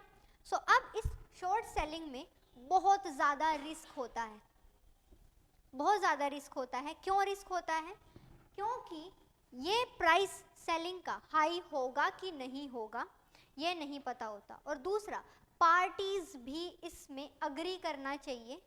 सो व्हाई दिस पर्सन, इसको क्या इन्फॉर्मेशन नहीं है मार्केट की कि इसने ये डीलिंग कर ली है आपके साथ कि मैं आपको दे रहा हूँ, आप बोरो कर लीजिए और जब प्राइस हाई होगा आप बेच के मेरे को कम प्राइस दे देना. सो इसकी पॉसिबिलिटीज़ कम होती है. दूसरा, इसमें बहुत ज़्यादा हाई रिस्क होता है क्योंकि मार्केट की फ्लक्चुएशन के ऊपर ही ये बेस्ड होता है. सो वो वाला पॉइंट भी जो है एक निकल कर आता है. अब आप यहाँ देख लीजिए क्या है. यूजुअली क्या होता है, हम बाय करते हैं लो पे देन करते हैं सेल, बट इसमें जो सीक्वेंस होता है वो रिवर्स होता है. We sell high first and then buy low later. ठीक है. जो ट्रेडर होते हैं वो ओन नहीं करते सिक्योरिटीज़ को, बट वो क्या करते हैं, बोरो कर लेते हैं उनको. एंड इन्वेस्टर जो करता है शॉर्ट सेल स्टॉक, वो एक्सपेक्ट करता है कि शेयर प्राइस जो है वो गिर जाएगा फ्यूचर डेट में एंड उसकी वजह से ही उसको जो है ये बेनिफिट मिलेगा. मीन्स व्हाट, कि उनको ये लगता है कि फॉर एग्जांपल अगर मैं आपके साथ डील कर रही हूँ ये शॉर्ट सेलिंग में, फॉर एग्जांपल यहाँ मैं एग्जांपल देके समझाती हूँ. फॉर एग्जांपल नीतिका के पास सिक्योरिटीज़ हैं और नीतिका के पास जो सिक्योरिटीज़ हैं, सपोज करो उनका जो प्राइस है दैट इज़ 1000 एंड अभी क्या है, अभी मनीषा ने क्या किया है, शॉर्ट सेलिंग का एग्रीमेंट किया है. मनीषा को प्रेडिक्शन क्या है, मनीषा को प्रेडिक्शन है कि इसका तो प्राइस राइज होगा और इसका प्राइस राइज होके हो जाएगा 2000 एक सर्टेन पॉइंट ऑफ टाइम पर. अब अगर ये प्राइस जो है राइज हो जाता है तो मनीषा जो है उसको 2000 में सेल करेगी और 1000 नीतिका को वापस कर देगी. ठीक है. अब नीतिका का भी एक प्रिडिक्शन है. देखो ट्रांजैक्शन इन दोनों के बीच में होगी ही क्योंकि बोरो किया हुआ है, तो ट्रांजैक्शन तो होगी ही एंड बोरो किया हुआ है तो Manisha must be paying something to the Nitika. ठीक है. अब प्रिडिक्शन क्या है, प्रिडिक्शन नीतिका की ये है कि अभी तो ये 1000 में है बट फ्यूचर में तो इसका प्राइस 500 हो जाएगा. फ्यूचर में तो इसका प्राइस 500 हो जाएगा. फ्यूचर में अगर प्रिडिक्शन नीतिका की सही निकल जाती है तो नीतिका को तो बेनिफिट मिलेगा बट मनीषा को लॉस हो जाएगा. समझ रहे हो. सो इस बेनिफिट, और सीधी सी बात होती है कि यहाँ पर एक का लॉस दूसरे का बेनिफिट होता है, दूसरे का प्रॉफिट होता है. तो इन दिस केस अगर मनीषा 2000 में सेल कर देती है तो 1000 लॉस किसका माना जाएगा, नीतिका का. एंड अगर 500 में ये हो रहा है तो लॉस किसका माना जाएगा, 500 मनीषा का. Is it okay. सो इस तरीके से प्रिडिक्शन के ऊपर होता है. सो जो इन्वेस्टर होता है, जो शॉर्ट सेल स्टॉक करता है, वो एक्सपेक्ट करता है कि जो शेयर प्राइस है वो गिर जाएगा फ्यूचर डेट में एंड उससे उसको बेनिफिट मिलेगा. सो वो प्रिडिक्शन के ऊपर, स्पेकुलेशन के ऊपर चलता है. क्योंकि ये स्पेकुलेशन और ये रिस्क बेस्ड है, इस वजह से इन्वेस्टर जो है मोस्टली इसको नहीं करते हैं और अगर किया भी जाता है तो सीजनल या बहुत रेयर किया जाता है. ठीक है. समझ आ गया आपको. वैसे भी कितना ये अनप्रैक्टिकल सा लग रहा है कि किस तरीके से ये पूरा का पूरा ट्रांजैक्शन किया ही जाता होगा. हाँ जी.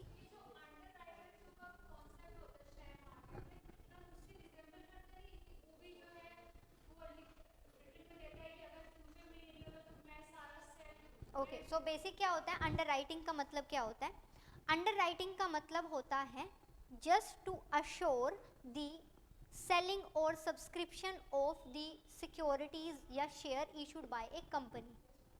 अब वो कंपनी अपने शेयर्स इशू कर रही है, कंपनी ने ऑलरेडी डिटरमाइंड प्राइस दिया है. In case of the underwriting it's all about searching for the buyer. Are you getting my point. So वहाँ पे ये पॉइंट नहीं है कि someone is want to earn profit.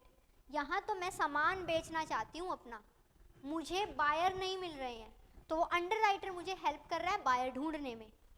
सो इस वजह से उसको अंडर राइटिंग फी मिलती है. ठीक है. सो वो अलग कॉन्सेप्ट हो जाता है. देखो बेसिक क्या है कि सेबी में इस तरीके की प्रैक्टिसेस जो हैं ये शॉर्ट सेलिंग वगैरह चलती रहती है. अब अगर इन टर्म्स में लीगलाइज बोलें तो पर से ये नहीं है लॉ में या कहीं पे भी आप कर सकते हो कि नहीं कर सकते हो. And stock market is all about the speculation, तो लीगैलिटी का कहीं पॉइंट आता ही नहीं है. ठीक है। Otherwise this is something which is based upon कि नॉर्मल की मार्केट में क्या ही चल रहा है, ऊपर नीचे, सो उसके ऊपर ये बेस्ड होता है।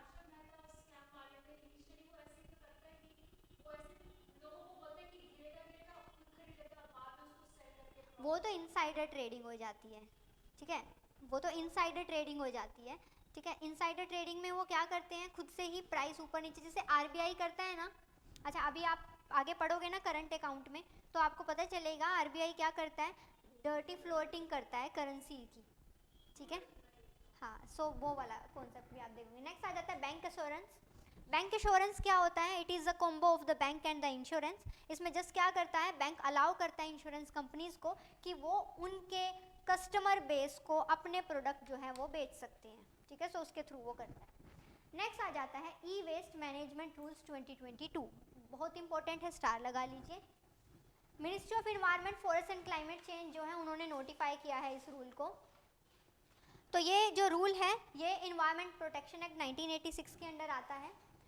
एप्लीकेशन किस पर है, एप्लीकेशन के ऊपर ही क्वेश्चन बन सकता है, स्टार लगा लीजिए। अप्लाई होता है हर मैन्युफैक्चरर पर, अप्लाई होता है हर मैन्युफैक्चरर पर, हर प्रोड्यूसर पर, हर रिफर्बिशर पर, हर डिसमेंटलर पर, हर रिसाइकलर पर, ठीक है। ये इन सब पर ये लाइक एप्लीकेबल होता है। जो भी ई वेस्ट की किसी भी प्रोसेस में इन्वॉल्व हैं उन सब के ऊपर जो है ये अप्लाई होगा, बट कुछ सर्टन एक्सेप्शंस के साथ अप्लाई होता है, बट इनके ऊपर अप्लाई ज़रूर होगा। रजिस्ट्रेशन कहाँ करवाना पड़ता है, सेंट्रल पोल्यूशन कंट्रोल बोर्ड के पास, सीपीसीबी के पास। ऑब्जेक्टिव जस्ट क्या है, ऑब्जेक्टिव है इस रूल का कि हमें इंसेंटिवाइज करना है रजिस्टर्ड इलेक्ट्रॉनिक वेस्ट रिसाइकलर को by introducing what, the extended producer responsibility. 2019 में ये क्वेश्चन भी आया था, EPR is related to what, ठीक है, जस्ट इतना सा सिंपल क्वेश्चन आया था, it is related to what. So extended producer responsibility is related to the e waste, ठीक है। अब उसमें क्या किया जाता है, EPR सर्टिफिकेट दिए जाते हैं।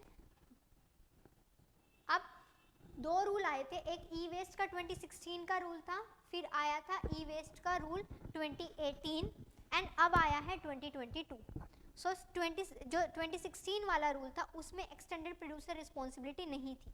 अब ये रिस्पॉन्सिबिलिटी होती क्या है, it is the responsibility of the producer कि प्रोड्यूसर अगर प्रोड्यूस कर रहा है तो इसको डिस्बर्स करने का, इसको डिसमेंटल करने का रिस्पॉन्सिबिलिटी भी किसका है, प्रोड्यूसर का ही है।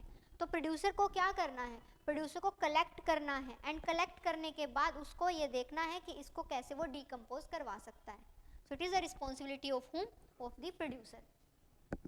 अब नेक्स्ट आ जाता है पावर क्या आती है सीपीसीबी के पास।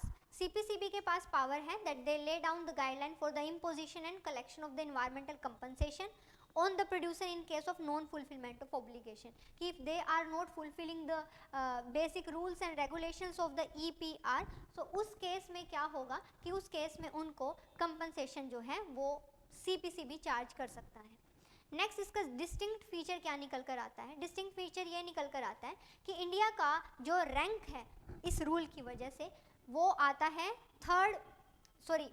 इंडिया का जो रैंक है वो अगर हम वर्ल्ड बेसिस पर देखें तो इलेक्ट्रॉनिक वेस्ट प्रोड्यूसर में हम 3rd नंबर पर आते हैं। फर्स्ट आ जाता है China and next 2nd number पर आता है USA। अब ई वेस्ट का जो हम रूल लेकर आए हैं इसकी वजह से ये बोला जा रहा है कि इंडिया जो है अब अपना जो ये ई वेस्ट जनरेशन है, फॉर एग्जांपल सबसे मोस्ट इम्पोर्टेंट बोला जा रहा है कि हमें क्या करने की ज़रूरत है, हमें सैम्पलिंग करने की ज़रूरत है ऑफ द इलेक्ट्रॉनिक इक्विपमेंट्स और इलेक्ट्रॉनिक बेस्ड थिंग्स। ये बोला जा रहा है कि इंडिया मैन्युफैक्चर, देखिए हम क्या करते हैं, मेड इन इंडिया हम बोलते हैं सारे यहाँ पर आ जाइए और यहाँ पर आकर काम करिए, बट इलेक्ट्रॉनिक वेस्ट रूल के अंडर ये भी बोला गया है दैट कि जो भी कंपनीज़ हैं जो यहाँ असेंबलिंग का काम करना चाहती हैं वो असेंबलिंग के काम के लिए उनको पहले ई वेस्ट जो है इनसे परमिशन लेनी होगी। वाई, क्योंकि सिर्फ और सिर्फ मैन्युफैक्चरिंग नहीं कर रहे हैं, सिर्फ असेंबलिंग कर रहे हैं, तो उस केस में ये हो सकता है कि ई वेस्ट जनरेट हो, ठीक है।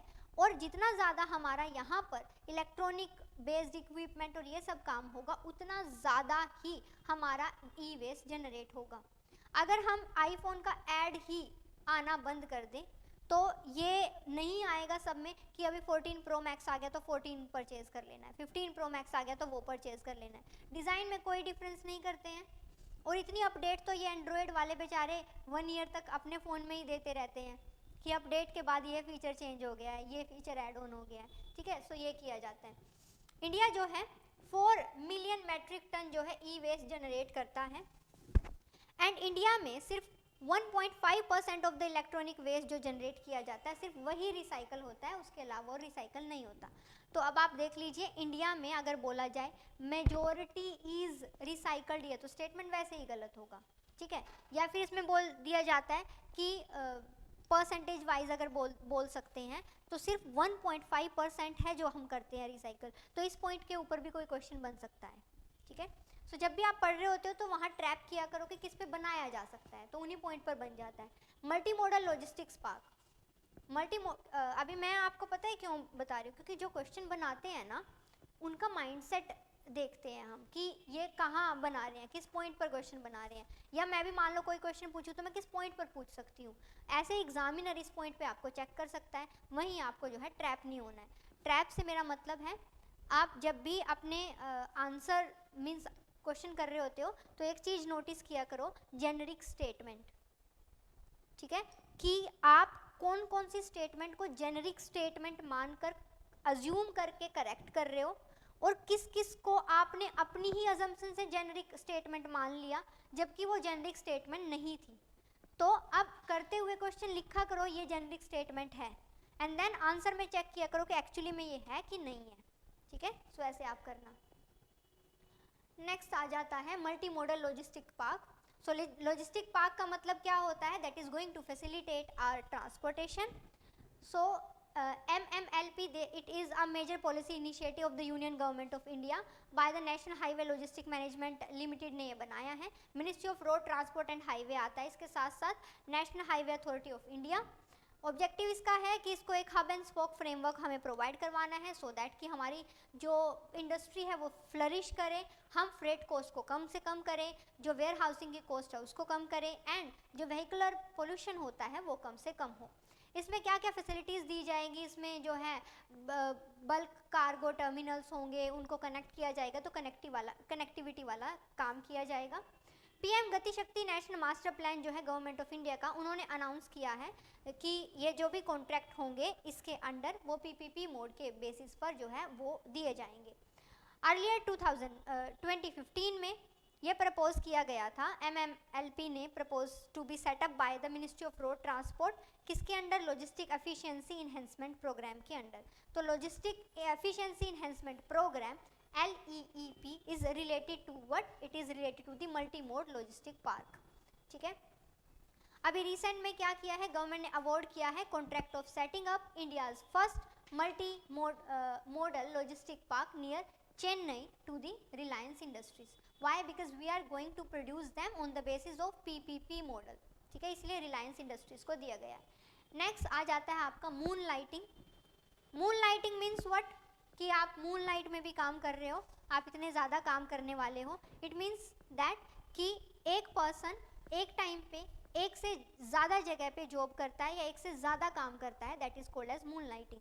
कोविड-19 के दौरान ये सबसे ज़्यादा फील करने को मिला। क्यों? क्योंकि उस टाइम पे नीड फील हुई कि आपको एक से ज़्यादा काम करने की ज़रूरत है, एंड उस टाइम पे वैसे भी वर्क फ्रॉम होम था तो किया जा सकता था, ठीक है। नेक्स्ट आ जाता है Cantillon effect.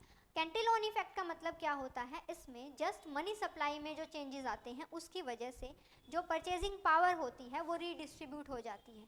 For example money supply का चेंज आ जाना मीन्स कि किसी एक पर्सन के पास या किसी एक पर्टिकुलर पोर्शन के पास ज़्यादा से ज़्यादा पैसा आ गया, सो इससे क्या हो जाएगा, मनी जो है वो रीडिस्ट्रीब्यूट हो जाएगी। फॉर एग्जांपल अगर इन्फ्लेशन की वजह से पैसा एक के ही हाथ में कॉन्सेंट्रेट हो रहा है, 10 के हाथ में कॉन्सेंट्रेट नहीं हो रहा है, तो उससे जो है परचेजिंग पावर या मार्केट में जो बाइंग एंड सेलिंग है वो चेंज हो जाती है। अब अंडरस्टैंड दिस थिंग।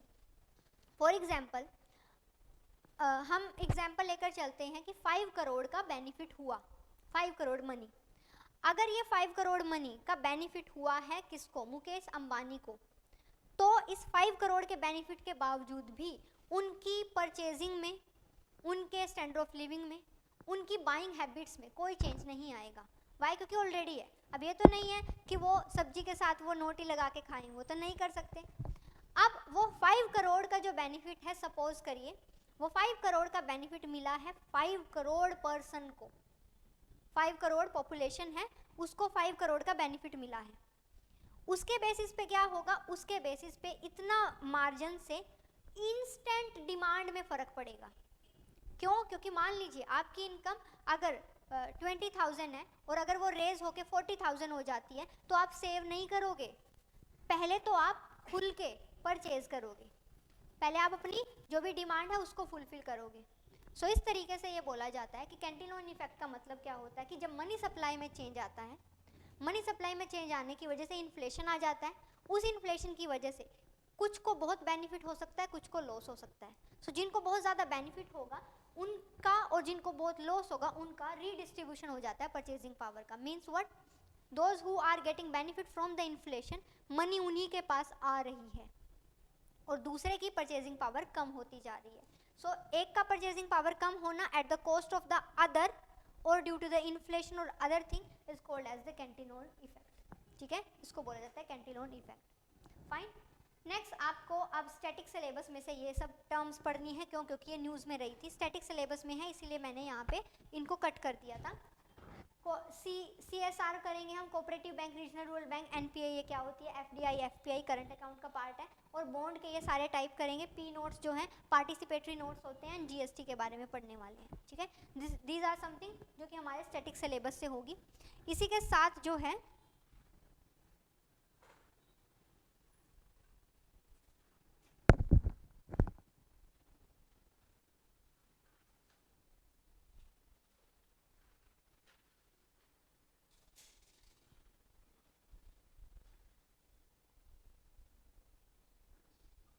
अरे था तो कंसोलिडेटेड बॉन्ड्स,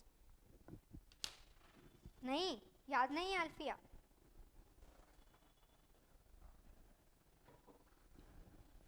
ठीक है, सो अभी आपको मिलेगा हाफ एन आवर का ब्रेक, 3 बजे हम वापस से मिलेंगे इकोनॉमी के क्रैश कोर्स के लिए।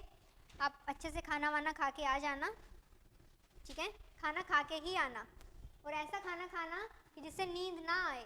एंड नितिका इस टाइम मोमोज नहीं मिलेंगे। ठीक है, तो कुछ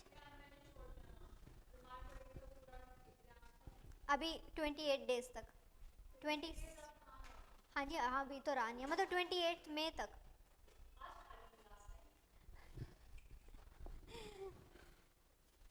अरे अरे कोई बात नहीं, कोई बात नहीं।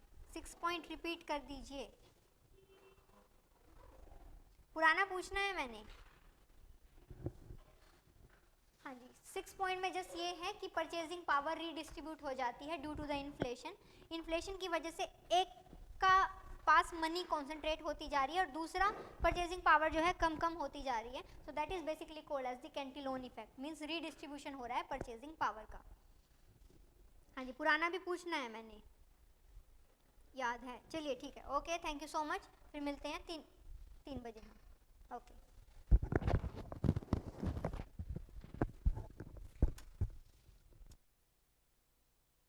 हाँ जी, और एक और बात सुन लीजिए, कल मैं पुराना सारा सुनने वाली हूँ करंट अफेयर। ठीक है, अच्छे से रिवाइज करके लेके आना। Okay, thank you.